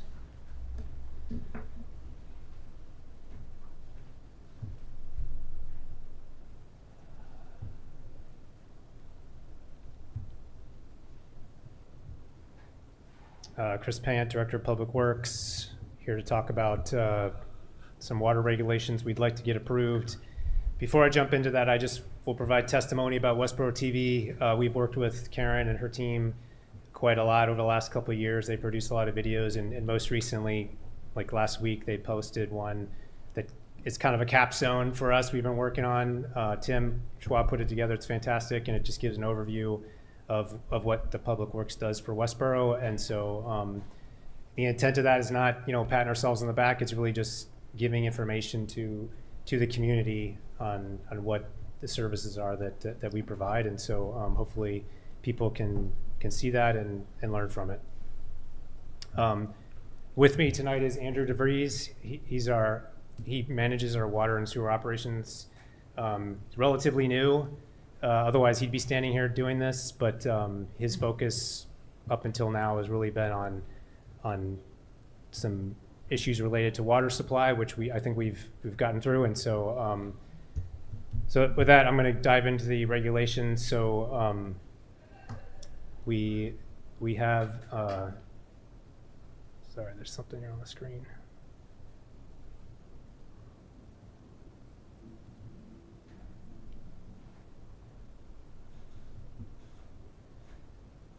I'll talk through the purpose. I'll give some summary of the regulations and then talk the connection fee just because it relates to the sewer that you're familiar with, and then open up for questions. So purpose, the current regulations we have are really old. The regulations that you saw are about 40 pages. The regulations we have right now are about 3 pages. And that's not because we wanted to just create stuff to write about. There's a lot of regulatory guidance that's supposed to be in these regulations, specifically related to our Water Management Act permit. That's been under the process of renewal for the past 8 years. We're hoping we're near the end of that process, but one example of something is related to leak detection and having a document, a regulation that specifies how we do it, when we do it, and why we do it. We do a sanitary survey from the DEP. Basically, it's an inspection every 3 years. One of the items they inspect is our cross-connection control program, which is a way to prevent contamination of the public water system. And that has to be in a document. It's not right now, and that's what we want to put in these regulations. We've talked a lot at town meeting and the budget summit and various meetings about our water meter infrastructure and the need to upgrade it. It's been a very long process, but deliberate to work towards that, and getting these regulations approved is the critical path to doing that, because our first step is commercial water meters. And as we'll talk in a few minutes, we need to have regulations that specify ownership of those meters, and that's what we're doing through these regulations. So that's why we're talking tonight. This is basically the table of contents of the regulations. So I'm not going to hit every comment in every chapter, but just a few highlights. Key definitions. So the regulations open up with a description of what's the private side of things and what the public is responsible. The public side, meaning us, is responsible for. We have a chapter on general provisions. One highlight from that is there's 1 meter per service, meaning we don't sub-meter for owners. You have a building, you have a service going into it. You might have multiple tenants, but that responsibility for sub-metering those tenants is on the owner of that building. That's important because it affects our ability to manage those meters, how much we pay to replace them, and all those other things that come along with adding more meters. Next chapter is about meters themselves, talks about specifications, where they're located in a building, how we need access to them. There's some specifics associated with residential meters and commercial meters. Another chapter on service pipes and valves. So those are the lines that connect houses and other structures to the system. It talks specifically about leak detection and inspections. I mentioned cross-connection control, and for the most part, we've just lifted language from the existing CMR that is guidance we're supposed to be documenting. There's a section on irrigation and pools, water restrictions, which are important, and again, that's something we're encouraged and directed in many cases to do. Charges for the system, and I'll talk briefly, specifically about that in terms of water connection permits, enforcement and penalties, and then severability, which is pretty standard. So we provided you that draft document. It had not been to town council. It was at town council, but not complete by the time we provided it to you. We've since received comments from town council. I don't think there's anything drastically significant, but I am going to highlight a few things just so you can see what was provided. So you'll see a lot of words on these slides. I'm not going to read the slides to you, but the green text is what's provided from town council, and so I'm going to just kind of steer you into where it is in the regulations, and then the summary of what those comments do for us. So this particular section is in the meters section, section 3.7. So this first paragraph here, again, everything in black is what you've already had. There's just some clarifying language that's been added, particularly related to meters. And if you have a question about the accuracy of your meter, you can get it tested. And there's a $100 fee that's associated with that testing. And this just adds clarity that if you test your meter and it turns out your meter is not working the way it should be, then you would get that $100 back along with any refund for a bill you might have paid related to water usage. So that's clarifying language. And then this last paragraph here that's all struck out, that's just redundant language that was recommended to be removed. More information on meters, particularly related to commercial meters. So I mentioned up front our interest in focusing on commercial meters and changing those out. So right now, commercial meters are owned by the commercial property. And what we want to do moving forward is own them as a town. So we would be responsible for those meters.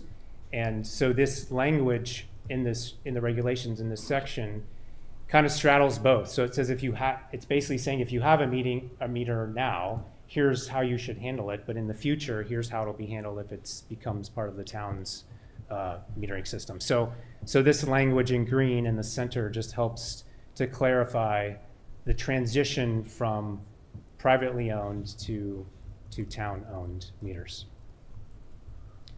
Lots of words here. This is related to pipes and valves, but pretty straightforward. So this paragraph here at the bottom was just moved up to here. It's the same paragraph, just moved.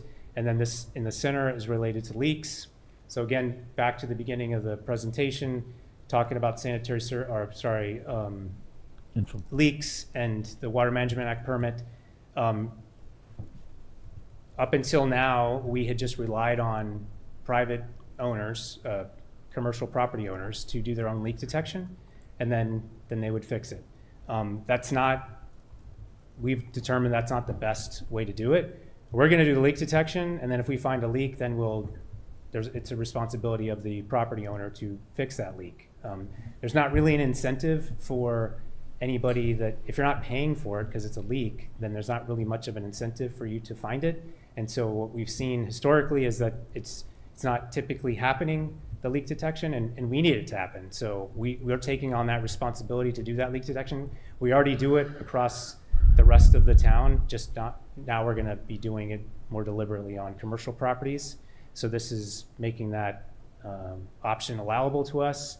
And then if we find something, it would be addressed. And we already do this to an extent. If there's a leak that's found on private property, that we work with the owner of that property to fix it. This is just making it clear who's doing the leak detection. This is related to emergency repairs. So there's a paragraph in section 4 about if there's something that happens on private property that needs to be fixed immediately, and we have the ability to do it, the language in green is just specifying the threshold for doing that. So if it's a life hazard or some other really significant reason why it should be fixed right away, we would do it, and we're only doing the minimum necessary to make it safe, and that's what the green text here specifies. This is clarifying language related to pools. So originally we just had pool listed, but added words like hot tubs and other things that hold water. And the purpose for this in the regulations is to allow people to get a sewer credit, which again, we've historically done this, is just putting this on paper. There were some changes here that town council recommended related to enforcement. So one is this section of green here, which basically says if we, as the DPW, were to put out a order to somebody to correct some issue, they could appeal that to you, and this language allows them to do that. And then the language here standardizes our penalties. So if it's not specified somewhere else in the document, then these fines would apply based on the situation. And just a note, this $300, so there are a couple places where we had indicated a $500 fine. There's actually a limit on a cap on how high you can go. It's 300, so we made those adjustments to reflect that maximum of $300.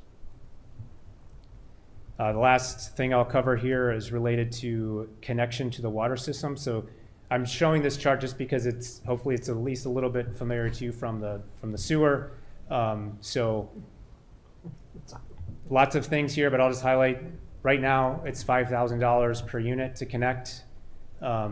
Similar to the sewer, we're making the connection per unit by bedroom, and so you take this $5,000 divided by 4. So what we're proposing, the new unit cost would be $1,250, which is per bedroom. So, and it's the same thing we did with the sewer apportionment. These are just examples of how the fees would be adjusted. So if you've got a 4-bedroom house already, you're paying $5,000 and you're going to continue to pay $5,000. But if you're a commercial property and you're putting in lots of bedrooms under the current system, you'd pay $650. Under the new system, you'd pay basically half of that. And then for commercial, as with sewer, under currently, you'd pay about $7,000. It doubles for the new proposed fee. But as we discussed previously, the important point here for commercial is that unless it's a brand new, like nothing on the ground already, it's almost always going to be a redevelopment, which means there's already credit for that property. So it's likely that you're not paying this $14,000. There's already credit applied, and you're paying whatever the difference is between the current use and your new use. So I went through that quickly, I know, but I'm sure you might have some questions, and happy to take those. Great, thank you, Chris. I will open it up for questions from the board. Yeah, a couple. Thank you, Chris. Help me to understand the advantage of the town taking responsibility for the commercial water meters as opposed to, leakage detection, putting that responsibility for it to comply in certain ways, and then the town just sort of monitors it and alerts. So meters are how we generate our revenue, and so ownership of them is important. The accuracy of those meters and maintaining those meters is important. And up until, assuming we approve these regulations, up until now, there's specific requirements that are outlined in this text that say you're supposed to test them and get them calibrated over periods of time, and there's thresholds for when that is based on the size of your meter. It's really hard to manage that and enforce that and get property owners to submit the paperwork that says they did it, and then if there's something wrong, follow up and make sure it was corrected. So if we own them, then we know they're working right. The meters that we're going to be installing have a lifespan that's close to 20 years, so it's not something we're going to be routinely trying to go out and replace. So based on the fact that the technology is different than we're going to be using now than it has been historically, and the fact that this is our source of revenue and we should control it, that's why we're proposing ownership. And forgive me if I should remember this, is there a budgetary number associated with this? Or I guess, so an existing commercial property owner has a water meter, we're going to go and change it, it's a 1-for-1, there's no increase in the actual installation costs and the materials to that commercial entity, or is there a charge to them? So the answer is it depends. Okay. It depends on the conditions of that site, the type of meter, the plumbing that exists. But there has been, there always has been a requirement to maintain your meter. Yep. And so the town is not, like, we wouldn't advise the town taking over a meter that's not accurate and isn't basically 100% functional. Right. So kind of a little bit more to the story, a part of this process for meter replacement was a study that was done on large meters. It was done a couple years ago. It's our guiding document, and it looked at all the meters, and we've categorized them all and which ones are old, which ones are new.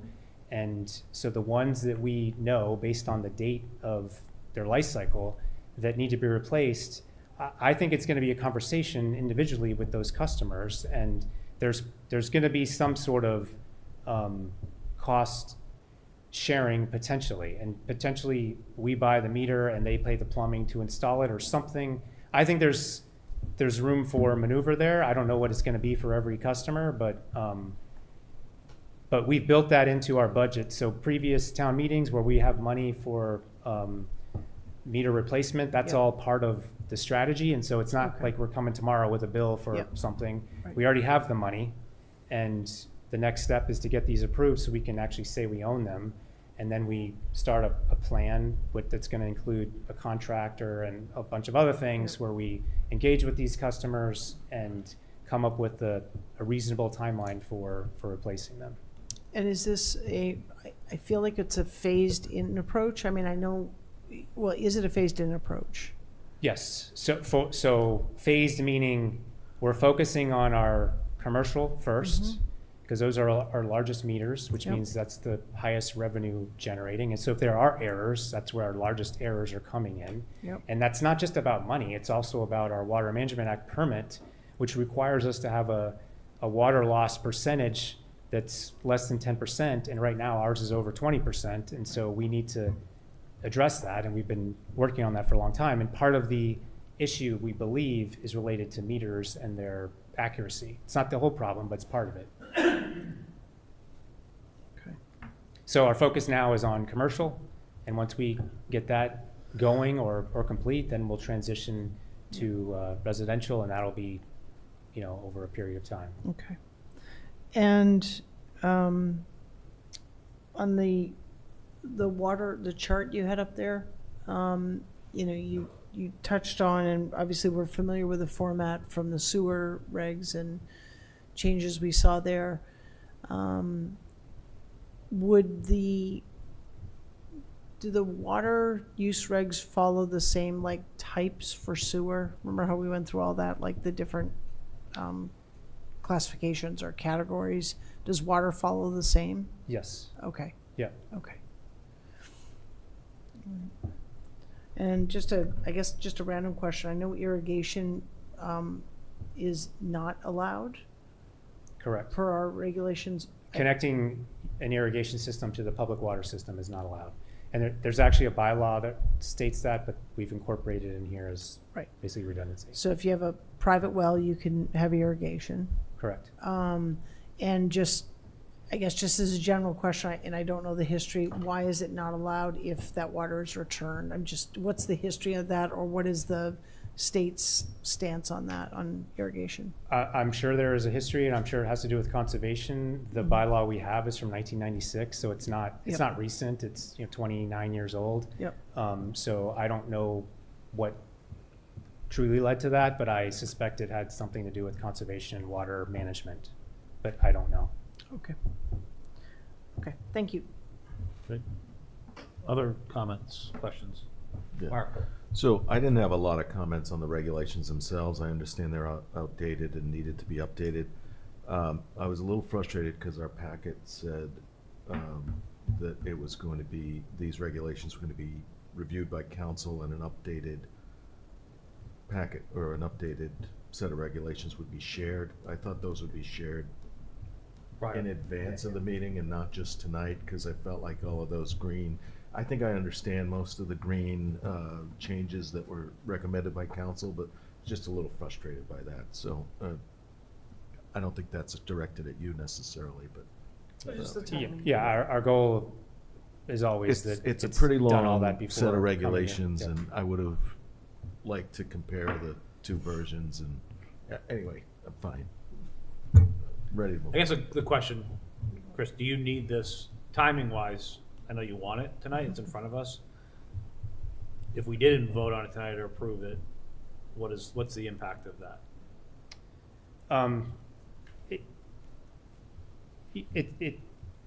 Yes, I would like them tonight because it just allows us to keep moving on moving. things. But, you know, if we have to wait another month, is it going to be the end of the world? No. But my preference would be some sort of approval conditional upon, you know, we do have to, so we just got the regulations. We haven't even reviewed them. Like, we need to sit, I didn't show you every, like, dotted I and cross T kind of thing, because there's a few things like that we just need to walk through them with town council just to make sure we're good. So my preference would be that it's approval with some sort of condition that town council has to, like, we have to bless off. Maybe I go through the town manager that says we've done it or something to that effect. But if you feel more comfortable waiting till July, then that's certainly always an option. Can I ask a question on procedure? Yep. Can we approve these regulations until our next meeting and then vote again? Or is that inappropriate?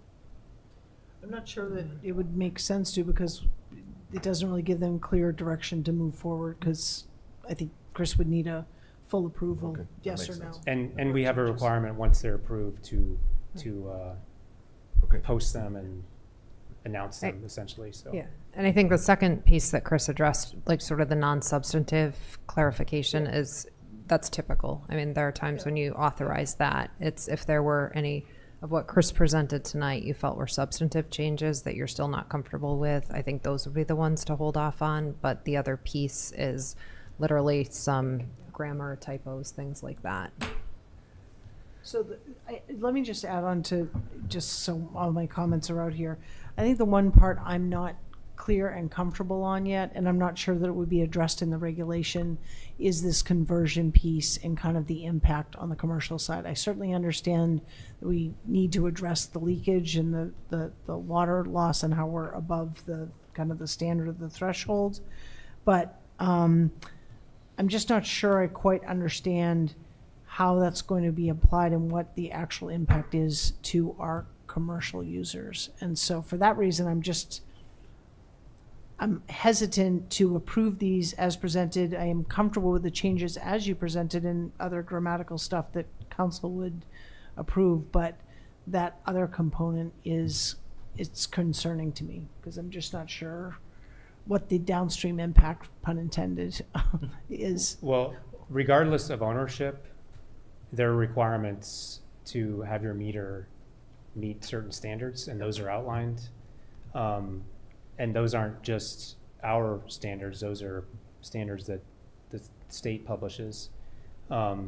So if your meter needs replacing, it needs to be replaced, whether you do it on your own as a commercial property owner or the town works with you to replace it. But one way or the other, the meter needs to be replaced. And so, so there's a cost there regardless of whether the town owns them or not. So if I heard it, sorry, but if I heard it right now, the town, you have it in the budget, we would pay, it's gonna be negotiated with the property owner, but it could be a situation where the town pays, the commercial property owner doesn't pay anything. We replace it, you know, and it's not our preference, from what I heard you say. We want some sort of partnership, maybe we pay for the meter, they pay for the plumbing, whatever. Well, But- if you have a meter in your building that you haven't submitted any records as you're supposed to for years and years, and the meter is, you know, well past its life cycle, Yep. then you should replace it. And that's a requirement. Right. And in that instance, we would want the commercial property owner to pay for that because they're gonna have to do it anyways. But potentially, there's, depending on the situation, and I don't know every situation, we'll have to figure that out, but potentially there's some room there to collaborate so we get it done efficiently and quickly and to the benefit of everybody. And so So that's for somebody that has a really old meter. If there's a person that just installed their meter, and it's within their life cycle of the meter, but for some reason we think it needs to be changed out, then in that situation, there'd be an argument on the commercial property owner side to say, I don't want to pay for that. And that might be a legitimate argument. And so we would figure out how to do that, and potentially the town's paying for that. But at the same time, even in the first scenario, and what you presented, the town wants to replace these and own them, right? The meters, Yes. Yes. right? So even I guess I'm okay with the regulations as presented, but what I would like is more information coming back to us to understand scope in some different scenarios, because I guess I'm just not, what I don't want to do is, have someone calling me and saying, quite honestly, like, yeah, sure, I didn't replace my meter when I was supposed to, but now I'm getting this bill and I didn't anticipate. Like, all of that. I just would like some clarity, like, you're great at bucketing things, Yeah. putting them in categories. I would like to understand that so that we have clarity on what the process is going to be and how the decisions will be made equitably. And you're always great at doing that. We've seen that on the regulations. We saw that on stormwater.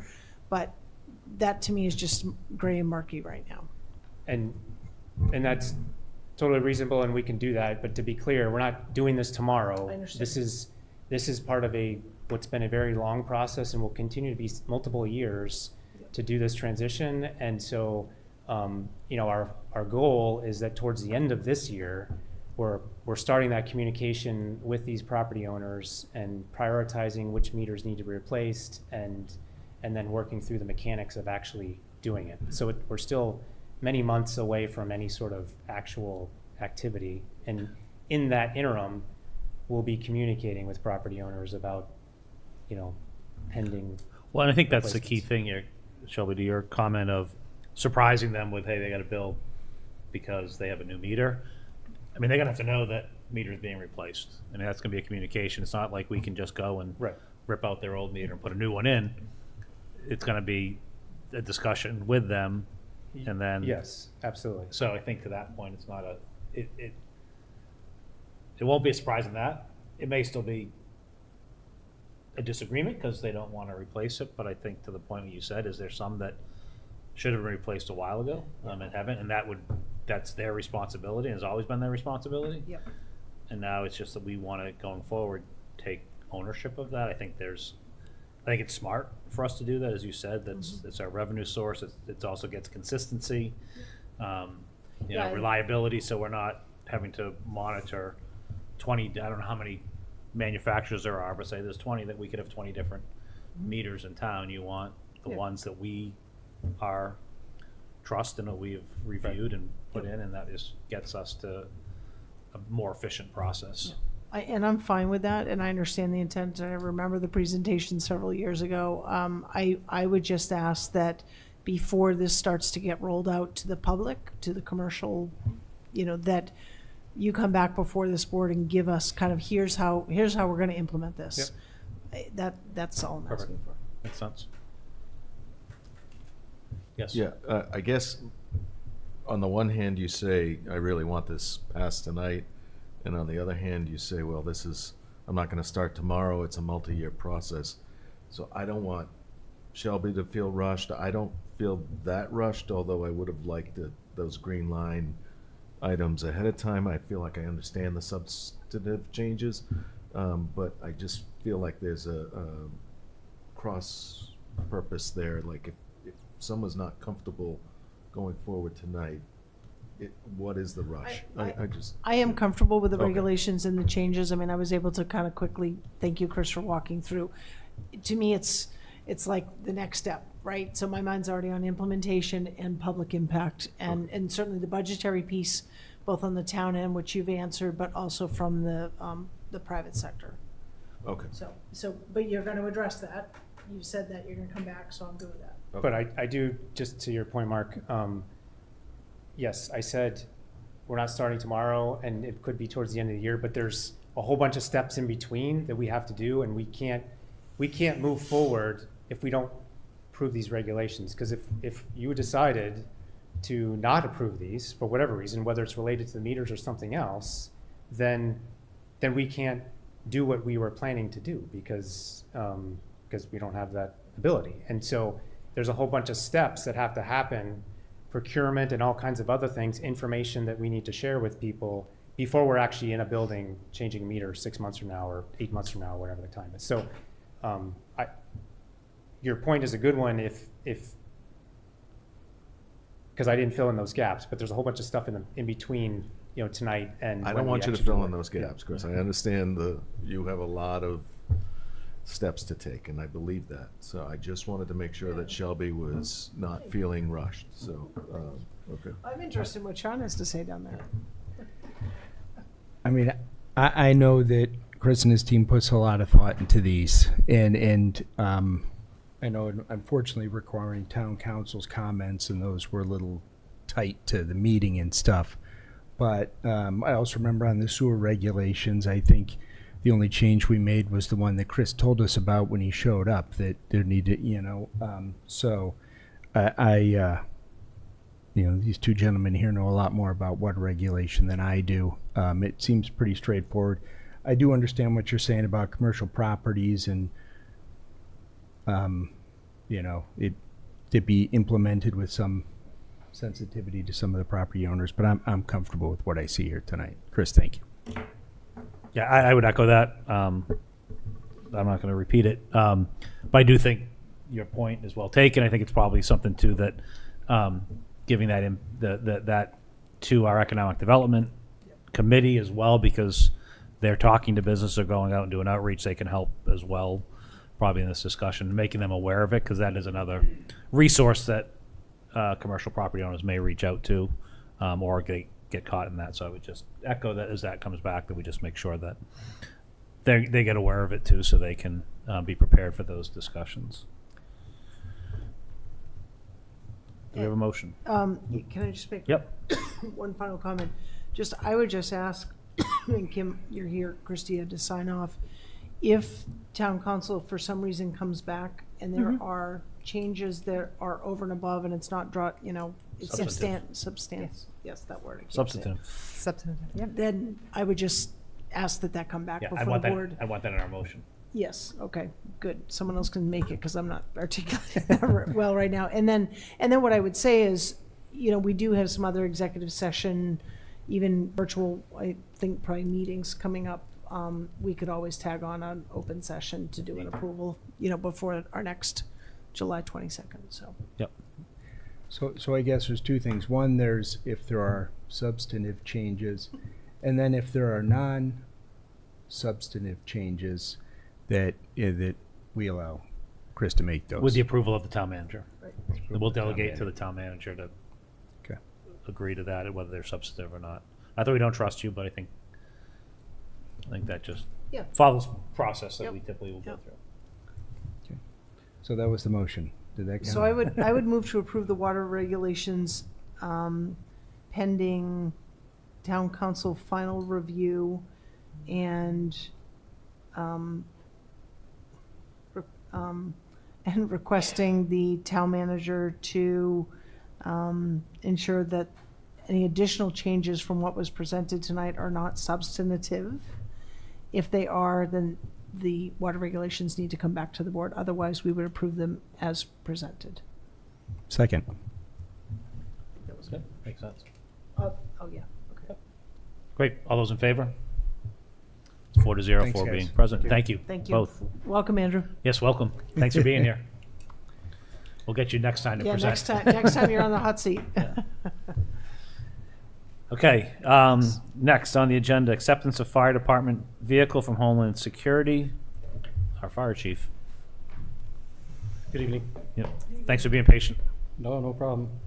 Just give me 1 second.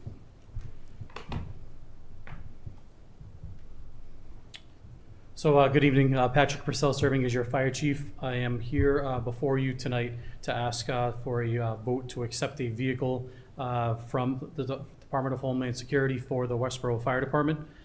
To give you the Cliff Note version of fact, so the fire department was awarded a vehicle by Homeland Security to support the Commonwealth of Massachusetts' hazardous materials Support Division.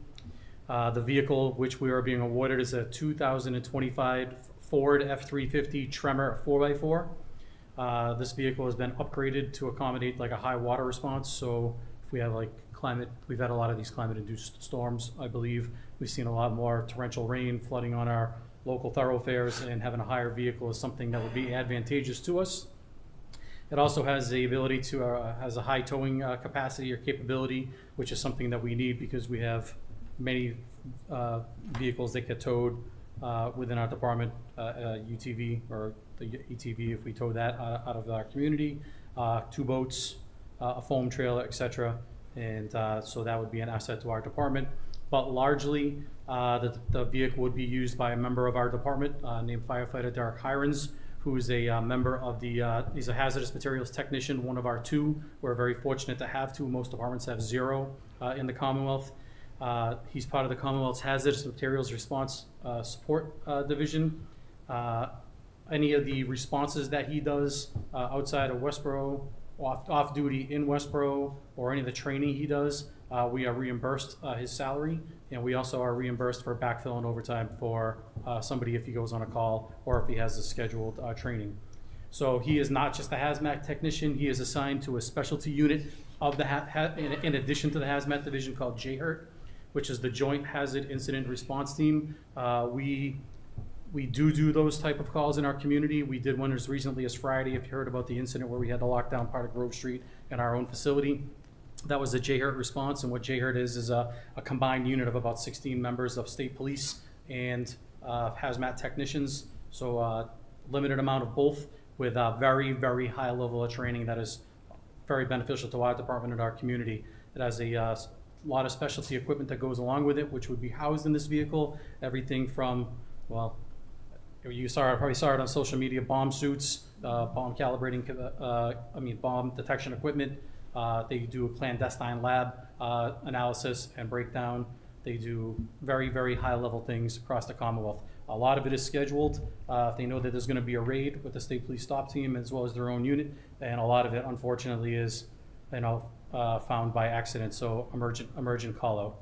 So the vehicle has a lot of different disciplines. We look forward to getting that here. We got this at $0 to our community. It's about a $100,000 asset. It included, that does not include the equipment that comes with it. That is for the vehicle, the lights and the radio, and the upgrade for high water. The only cost for the town of Westborough would be the insurance for it. And I talked to the assistant town manager about that, and where we have such a large fleet, it's difficult to drill down on exactly what that dollar amount is, but it's somewhere between $500 and $1,000 per year for that vehicle. What else can I tell you? In the packet I sent you a description of the vehicle, what it is, all of the procurement documents that went with it from MAPC. The vehicle is 99% complete, ready for pickup on Friday. If you approve us taking delivery of that, we're going to the registry tomorrow to register it, and then we'll pick it up Friday morning, and it'll be back in Westborough, where we'll get our insurance, and that's it. Great. Do you have any questions for me? I just have a question. Yep. How does this come about? Do they just call you and say, hey, we want to give you a truck? So firefighter Derek Hirons was instrumental in writing a project narrative for a vehicle like this through Homeland Security. After he wrote that, it became contagious, and they thought it was such a well thought out plan that just in the central region for Homeland Security, they actually bought 3, and they are awarding one to Fitchburg, Worcester, and Westborough each. So now we're starting to see that step over into other Homeland Security districts, but he really put a lot of time and effort into this planning of this vehicle. It's something that he's going to use, that he's going to depend on for his own life safety and transporting his own equipment. And to this date, he's unfortunately been doing it in his personal vehicle. A lot of the troopers assigned obviously have their own vehicles. Other people are chief officers that are on that team, and they have a department vehicle.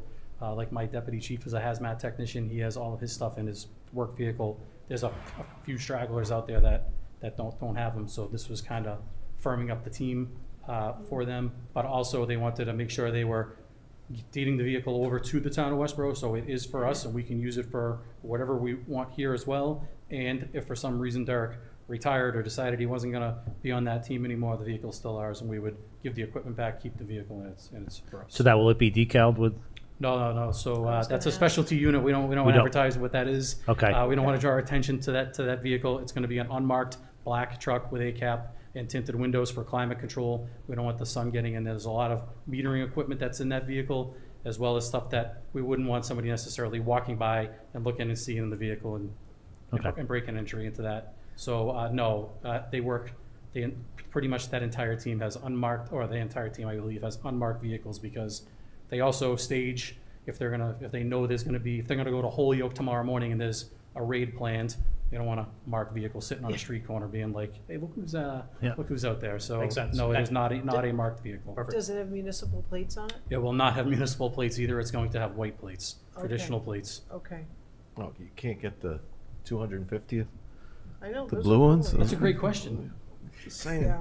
I don't know. I'll find out when I go. No, I think it's just going to have regular Yeah. license plates. Yeah. This is Thanks, not Mark. Now we a can't run get of the mill those. Just call team it where I know. Yep. Yeah. like No, the makes hazmat, sense. like the state Tom's units and the other hazmat vehicles, that when they're there, I'll throw out one more thing. Not only these types of response that they do, but they also do venue protection. So they use those and they stage and provide services at Gillette Stadium for any large scale events, the Esplanade on the 4th of July, the Boston Marathon, any other large scale events in the Commonwealth. So that vehicle will be part of that, as well as our own firefighter.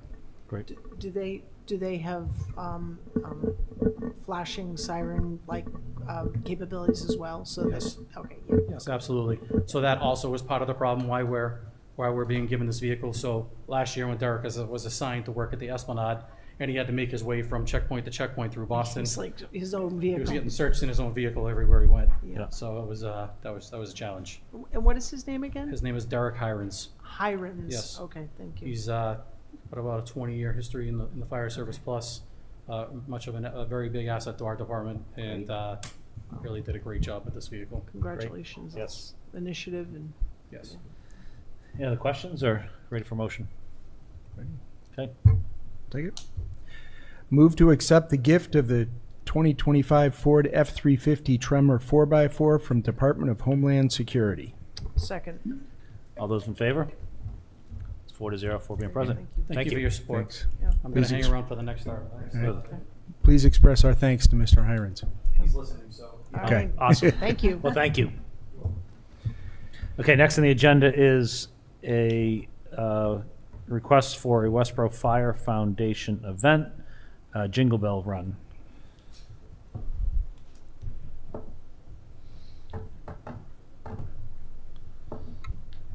Good evening. Good evening. I'm Maureen Johnson. I'm representing the Westborough Fire Maureen, Foundation can you tonight. just slide Talking that to- over to you? This one. Nick, can you just slide it closer to you? You can't hear me? Toward you. Yeah, talk loud. There you go. You guys need to talk louder too, by the way. Okay. Sorry. Thank you. I'm Maureen Johnson. I'm representing the Westborough Fire Foundation tonight. I'm here to ask your permission for the Fire Foundation to host a Jingle Bell Family Fun Run. There's a lot of F's in this, sorry. This family-friendly event is a fun run hosted by the Westborough Fire Foundation to promote community and kick off the holiday season, encourage health and fitness, and support the Westborough Fire Foundation as well as the Westborough Fire Department. This fun run is a 0.7 mile fun run / walk, which will be held on November 30th of this year in conjunction with the annual tree lighting downtown.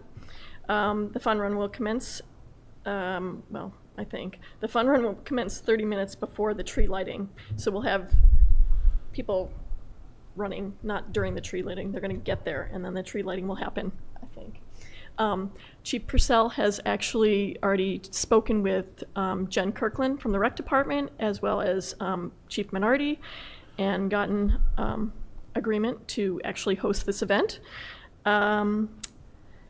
Let's see, what else? There is an entry fee for participants, and with that entry fee, you will get a very cool race t-shirt and a jingle bell, because this is a jingle bell fun run. Participants will have to register online. What else? I mentioned the course is Westborough Golf Club to the Rotary. It's all downhill. I think it is. It will happen, rain, snow, shine. What else can I answer for you? I think we have letters of support from the Recreation Department, Jen Kirkland, as well as from the police chief. So thank you for reaching out to them, and thank you for your support. Open up for any questions or comments from the board. Did you say the age group? All ages. It's family friendly. So you could be 90 or you could be. I'm not running anywhere. It's a fun run. Kids fun run. So it. Adults can run it too, or walk it. It's run or walk. Just asking. Yep. No. All That's ages. a great question. So that's fine. Nope. No, the turkey trot, we do kids fun run as well as the 5K. This is just a 0.7, probably more of a stroll down West Main Street to the Rotary to see Santa and the tree lighting. And we will have, the chief will actually, and his team will provide safe passage for us, and we will also have volunteers along the course just to make sure everybody's doing the right thing, going the right way. No comments or questions? Yeah, so I do you have questions, go or were you ahead. going to make a motion? Yeah, I was just going to say this sounds great. Yeah, no, it does sound great, and I love the idea. I do, so having organized the, so I have both my select board hat on now and the Rotary Club hat, and having organized this for many years, this meaning the downtown lighting, I have some questions and concerns, and I'm sure we can work them out, so I don't want to hold up a vote around the timing, exactly how this happens, because we have the parade, and I know Jen weighed in. Yep. But I guess I'm just not understanding the logistics of you know how what, this we is gonna definitely, work. we just wanted to get your permission. Yep, okay. I can assure you that Chief Minardi and Chief Purcell will not let anything happen that is not logistically sound. Yep, no, I know. And we actually have a foundation meeting in a few weeks, and we're actually going to iron out a lot of the logistics. I actually honestly don't know the timing of the events in terms of when the parade ends and when, but we'll make sure that is all coordinated. Yeah, and I think that was in our packet too from Jen Kirkland. She said the Recreation Department is fully supportive of the Jingle Bell Run the night of the tree lighting. We have a great way to kick off the evening's festivities. We typically meet with the Rotary Club and other relevant parties prior to the event. We'll be sure to include someone to represent the Jingle Bell Run so that we can facilitate day of logistics. Yep. So I think that.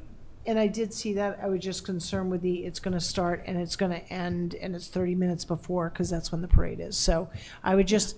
I just made that up 30 minutes. Okay. No, that's fine. I think it's great. It will bring a lot of energy. It'll probably bring some folks that normally wouldn't maybe come out to the event downtown. And I would just, Maureen and I can work with you offline on giving you some contacts from the Rotary Club as well, just to make sure Excellent. that Thank you. everyone's in the loop. So. I think that was a little bit of our intention also, was to help grow the event. Due to what? To help grow. Oh, the help tree grow. lighting. Yeah. Sounds great. As long as we still have a Rotary. We will this year. We will this year for the foreseeable future. But I think it's great. No, to- this more is people, great. I more love. for the No, I businesses. love the spirit. It's one of those runs we don't have in town. A lot of communities do, and I can see folks really getting into it. So that's fun. Oh, I think it's a great idea, and get rid of my turkey hangover, and I can't see any negatives as long as it's controlled. And I do like the idea of getting everybody downtown, then having again, the logistics are for future discussion. Okay. Move to approve the closure of West Main Street in coordination with the Westborough Police Department for the purpose of the Westborough Fire Foundation holding a fun run event as part of the holiday stroll and downtown lighting event. Second. Okay, all those in favor? 4-0 Thanks, for being present. Thank you. Thank you. Great. Thank you. Thank you very much. Thanks. Okay, next on the agenda is the Animal Control Intermunicipal Agreement Extension. I can lead off on this one. So I think as the board is aware, since 2018, we've had an agreement with the neighboring towns of Shrewsbury and Grafton an intermunicipal agreement for shared animal control and animal inspection services. So we're looking for the board's vote to extend that agreement. One of the benefits of this agreement is the town of Grafton reimburses Westborough 38% of the cost for our animal control budget. So that would continue, and there is a note, an email from the chief in your packet, having reviewed the calls for services and trying to understand if that's continues to be an appropriate reimbursement based on the time allocated to responding out of town. He believes that it is. So one of the other things, the agreement is specifically with Grafton, whereas the agreement with Shrewsbury is Westborough and Shrewsbury animal control officers provide backup if one is unavailable. So there's no reimbursement associated with that. That's more of a coverage that goes back and forth between the communities. Yep. No, this has worked well for Yeah, it's been great. many years now. It feels like this is old hat, so I'm happy that our police chief and animal control officer agreed that this is working, and I'm happy to make a motion. You ready? Yep. You good? Move to extend the intermunicipal agreement for animal control, animal inspector services between the towns of Shrewsbury, Grafton, and Westborough for 1 year with an expiration date of June 30, 2026. Second. Okay, any comments or questions? All those in favor? It's 4-0, 4 being present. Thank you. Thank you both for being here. Okay, next on our agenda is a discussion and possible vote to cancel RFP 22-0080, 231 Turnpike Road. I'm going to read a statement drafted by our town council. In May 2022, the town issued RFP 22-0080 regarding the sale of certain tax title property owned by the town located at 231 Turnpike Road. In October of 2022, the select board voted to award the RFP to Lax Media. As a result of certain legal proceedings concerning the property, the town and Lax Media did not execute a purchase and sale agreement, but Lax Media agreed periodically to hold its bid firm. On May 15, 2025, Lax Media notified the town manager that it was no longer willing to hold its bid firm and demanded return of its earnest money deposit, which the town manager has done. Given these developments, the ongoing legal proceedings, and the passage of time since the issuance of the RFP, cancellation of the RFP pursuant to Section 1 may be in the town's best interest, and if we as the select board agree, we can vote to cancel that RFP tonight.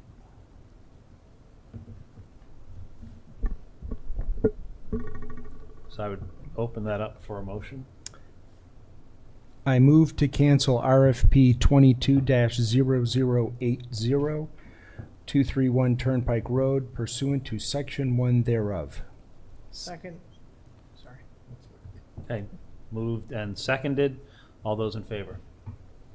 It's 4-0, 4 being present. Thank you for that. Okay, next is the planning board liaison appointment. I can handle this, so do you want to handle it? Either way, when the board held your retreat, as you typically do, you reviewed and made appointments and liaison assignments to various boards and committees.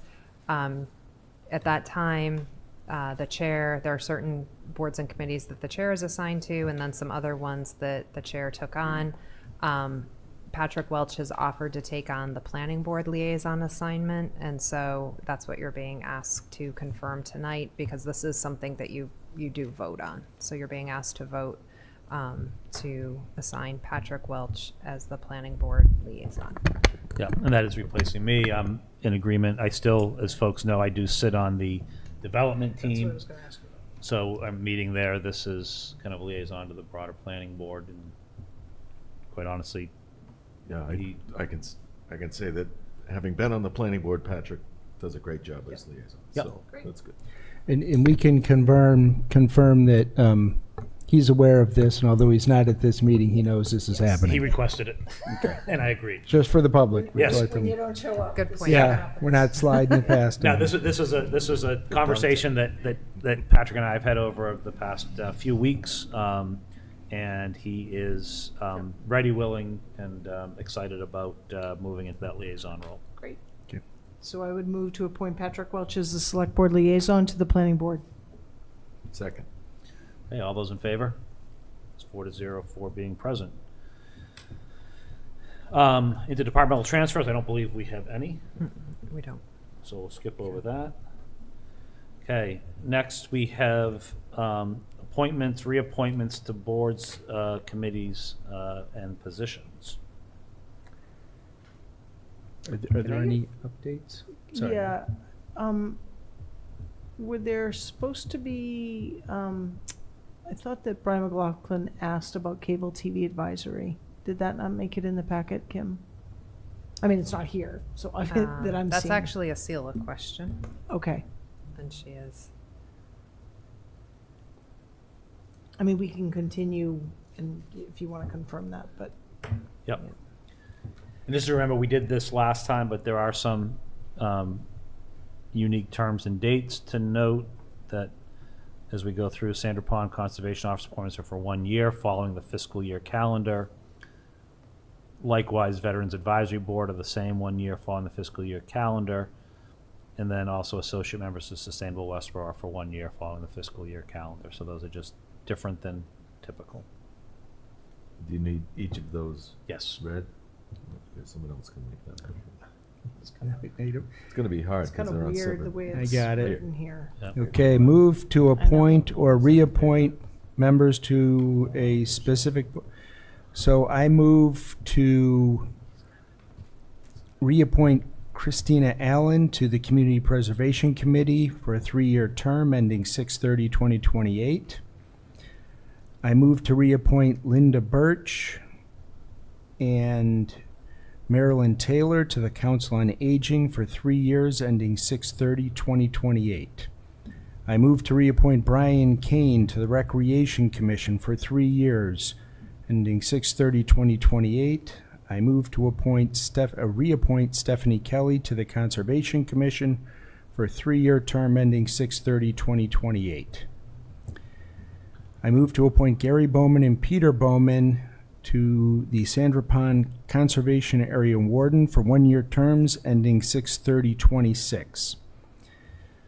I move to appoint Ishani Datta, a new appointment to Sustainable Westborough as an associate member for 1 year ending 6/30/2026. I move to appoint the following individuals to the Veterans Advisory Board for 1-year terms ending 6/30/2026. Sean Brosnahan, reappointment. Maurice Hires, reappointment. Brad Huff, reappointment. Colin Murphy, new appointment. Del Richmond, reappointment. James Tepper, reappointment. And Michael Van Nest, reappointment. All 1-year terms expiring 6/30/2026. Did I miss anybody? I don't think I did. done. That's it. Is there a second? Second. Okay, all those in favor? It's 4-0 for being present. And Shelby, he let us know too late. His email was received Friday late afternoon after the agenda had been published, so we can add it to an upcoming meeting. Okay, okay. All right. Okay. Thank you. Okay, next on our agenda is town manager report. Okay. On behalf of Christy, I can provide the following updates. Just a reminder, as we move into the summer months, the board meeting schedule will change, and the board will meet once a month. That will be July 22nd at 6 p.m., and then August 12th will be the August meeting at 6 p.m. We recently completed a 3-part wellness series that we offered to staff as we have been looking to expand professional development opportunities. It was a lunch and learn format, and it was 3 consecutive weeks. The topics were on wellness, including an anxiety toolkit, Healthy Habits to Thrive, and today's session was on restorative sleep. There's lots of evidence that getting to sleep before 10 p.m. We're good Getting our meetings, tonight. let's We're go. good tonight is beneficial. Additionally, on June 18th, a full-day mental health first aid training was offered for staff, and this is really to help them understand and respond to signs of mental illnesses and substance abuse disorders. Just a reminder that transfer station permits for access as of July 1st are available, and they are on sale in the health department, here in Town Hall, as well as online. And again, new permits are required as of July 1st. The Council on Aging and the Senior Center are pleased to announce the kickoff of their summer Summer Fun Tuesday nights, starting July 1st, and for each of the five Tuesday nights in July, they will host events, including the kickoff is a red, white, and blue barbecue. The Senior Center Director also wants to remind folks that when it gets hot, the Senior Center is open and available as a cooling site. And just a reminder that as of July 1st, the Senior Center will regularly open from 8 a.m. to 8 p.m. on Tuesdays, and then Monday, Wednesday, Thursday, it'll be 8 to 4:30, Friday, 7:30 to noon, so it will follow the same schedule as Town Hall. Also, July 1st marks the start of our partnership with the WRTA, so we will look forward to having many of our current riders, and hopefully we will also see significant expansion.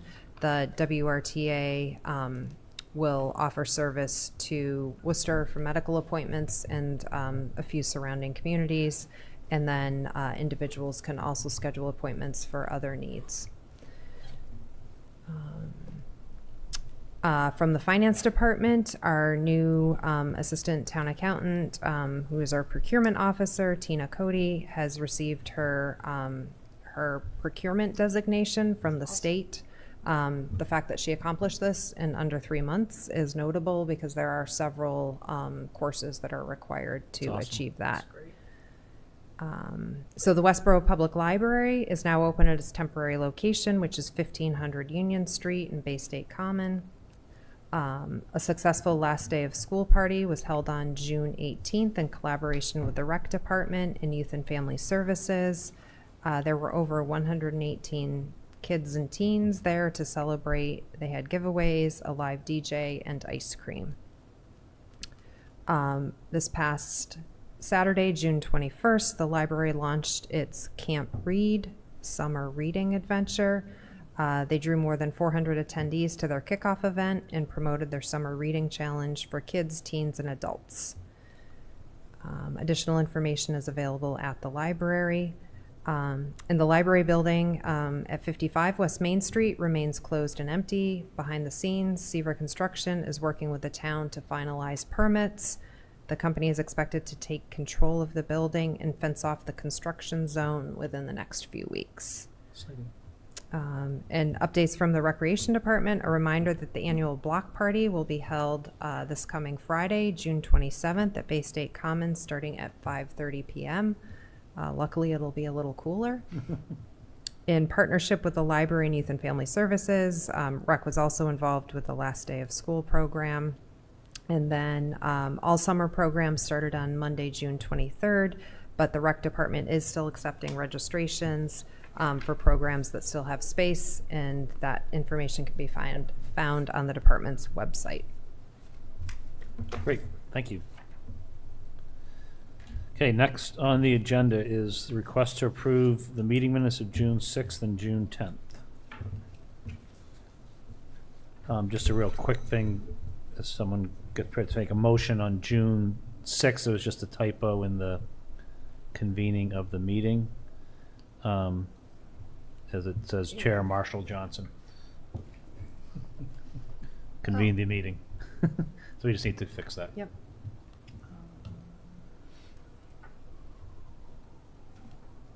I'm sorry, what one are you, or June 6th? June 6th, I was under looking at the wrong convened set of meeting, yep. Minutes.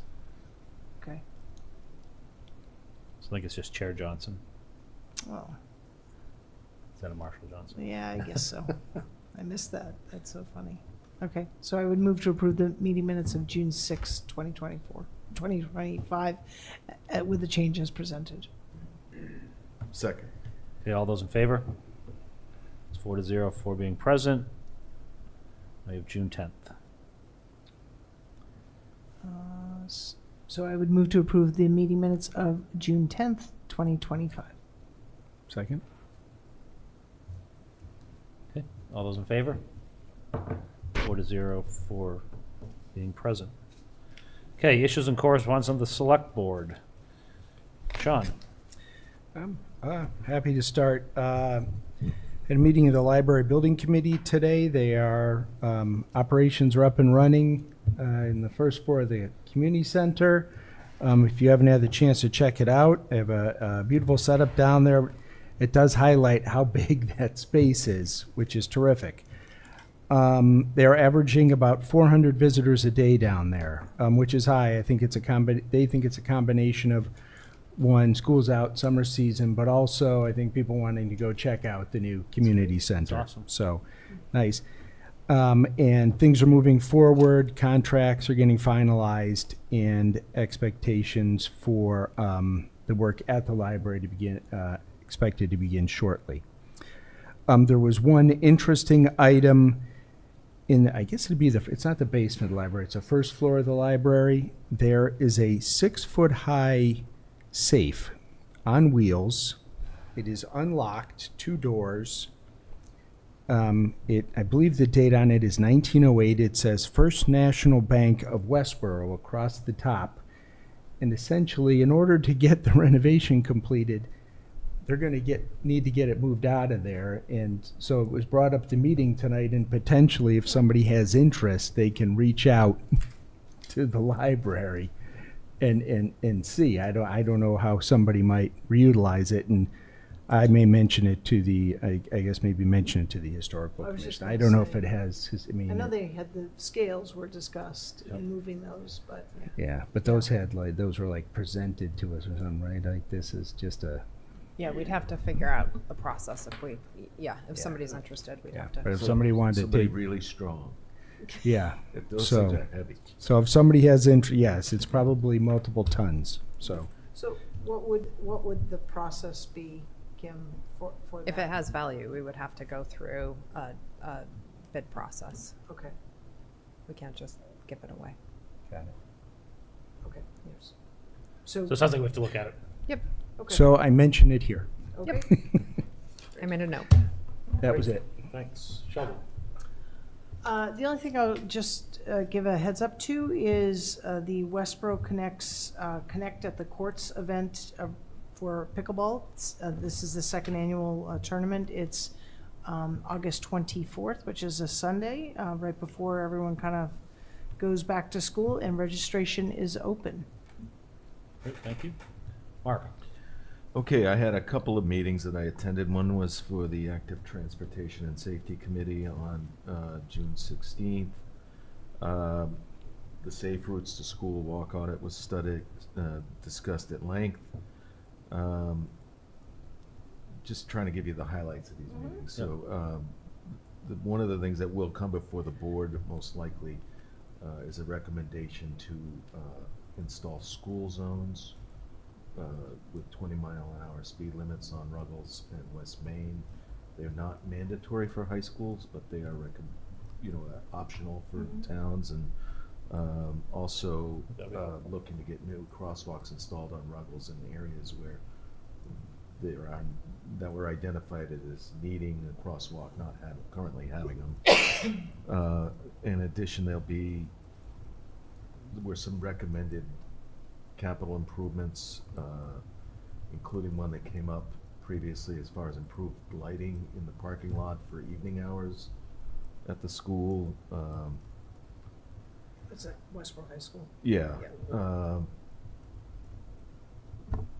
There were 3 tip projects discussed, the bike racks, Fisher Street and East Main, and they just they had questions about what kind of public engagement there'll be to put those out. And I don't know the answer to those. Maybe DPW can help us with that. I'm sorry, just to put what out? Well, to make sure the public understands what these projects are. What the projects are. Okay, thank you. Yep. The downtown plan was discussed, but that was prior to the downtown implementation meeting, so there really wasn't any specifics discussed. The 25-mile-an-hour speed limit came up again, and they wanted to follow up on a speed audit that was requested from the police department. I still don't have an update as to whether they got a reply on that. They will be reaching out to neighborhood homeowners associations to gauge their interest in walk audits in respective neighborhoods to see if, they could, again, it's more about like creating walk scores, things like that, that gauge any shortcomings in neighborhoods that we don't know about. And then, let's see, they expressed a desire to get the complete streets plan updated. There's a feeling that many of the things on complete streets are out of date. And I guess the story map for transportation projects was discussed, which is probably something you know more about. Yep. So I won't rain on your parade. Then I also attended a meeting of the Affordable Housing Trust on Friday, June 13th.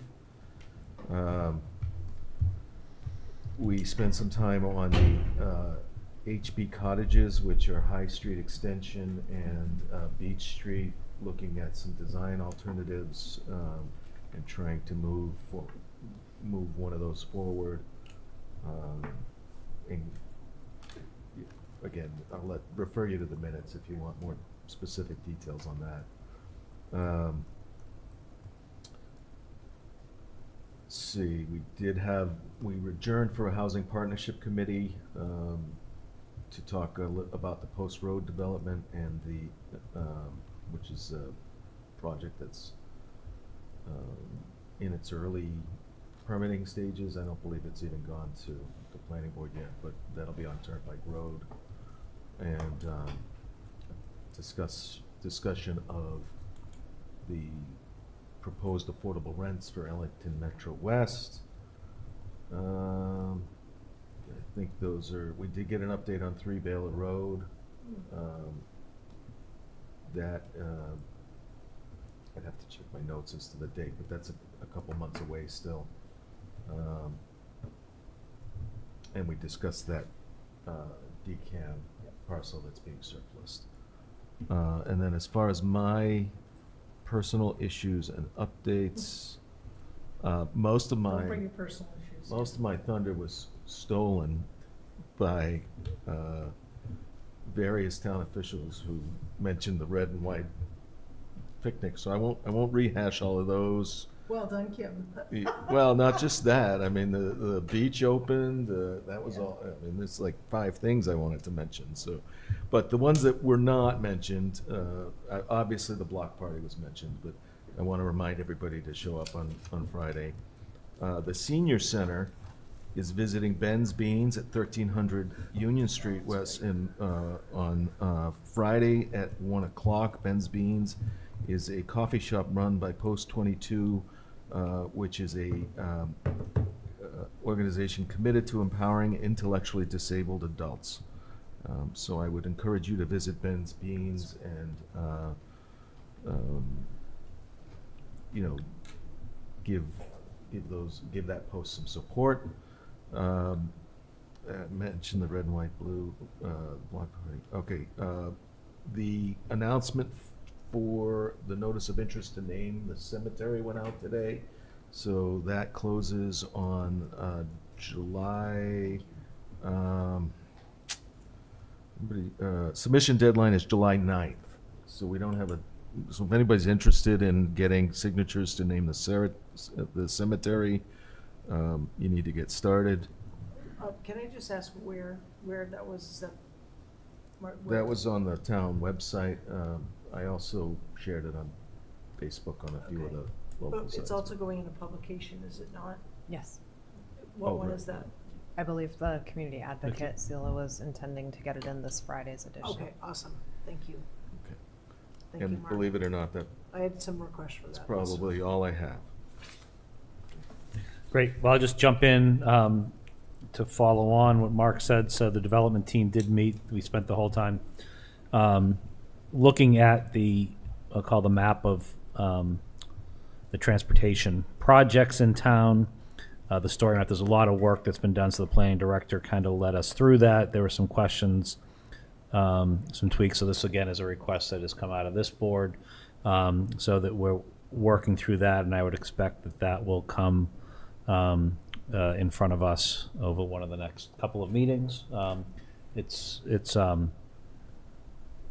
I call it twofold. One is kind of really what we're looking for in that, but I think that for us, but also for the public, this story map really is pictures and stories and clicks and mapping that folks can be very interactive. I think it's a really exciting thing that the planning director has put in place, and we had a lot of conversation ideas of potentially expanding it out and working through that. But I think that's probably a bigger work to be done outside of exactly the transportation inventory. So we're working through both on that, but again, it will come in front of the board. But I think some really good things happening there, and really satisfying some of the requests that have come from this board. The only other thing is trustees of soldiers memorials. As we talked last time, we have 2 vacancies based on the rules and bylaws and state law. That appointment is made by the remaining members of the trustees of soldiers memorial.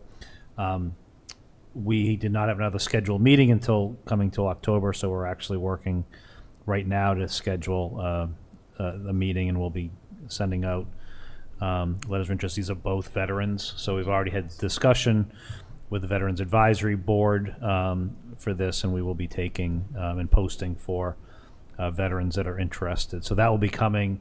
We don't have a definitive date. We're looking at the end of July, beginning of August for that meeting, but I will keep folks updated. What's the term on that? The term would be to fill the remaining terms of those individuals. So it's a little bit different from other ones. It doesn't, in essence, it goes to the next election of that position. Of that position. So they don't if someone was have- just voted in, they would complete that term, full term. Yes. Doesn't go to the next election like some of the other ones have done. Right. So, and I should know, I don't know what That's those okay. terms are, but I we can will, look it up on- yeah. But those will be, and they're both veterans positions that we'll be looking to replace. And I think there already has been some indications of some interest from some veterans, but again, the more we get would be great for that committee. That is all that I have. Well, can I ask one more? I'm Yes. sorry. I just wanted to wish everybody a happy and safe 4th of July, Yeah, because we will not be meeting again till the 22nd, and I do think we need to start planning for next year, but that's a separate agenda item. Okay. I just want to thank, as always, thank Westborough TV for the work they're doing here. Great news is that we do not have a need for executive session this evening, so I would entertain a motion to adjourn. Make a motion to adjourn. Yeah. What? Executive session minutes. Well, we voted those. We voted them this morning. Were there this morning? We voted them Yeah, this we morning. did them at the end there. Yeah. Yeah. Yeah. Oh, that's right. Early morning. That's right. Yeah, that's why we had the additional things. I would move to adjourn. Second. All those in Sean, I'd favor? forgotten that too. We are Westborough adjourned. TV. Thank you. Wow, that was nice. That was fun to do.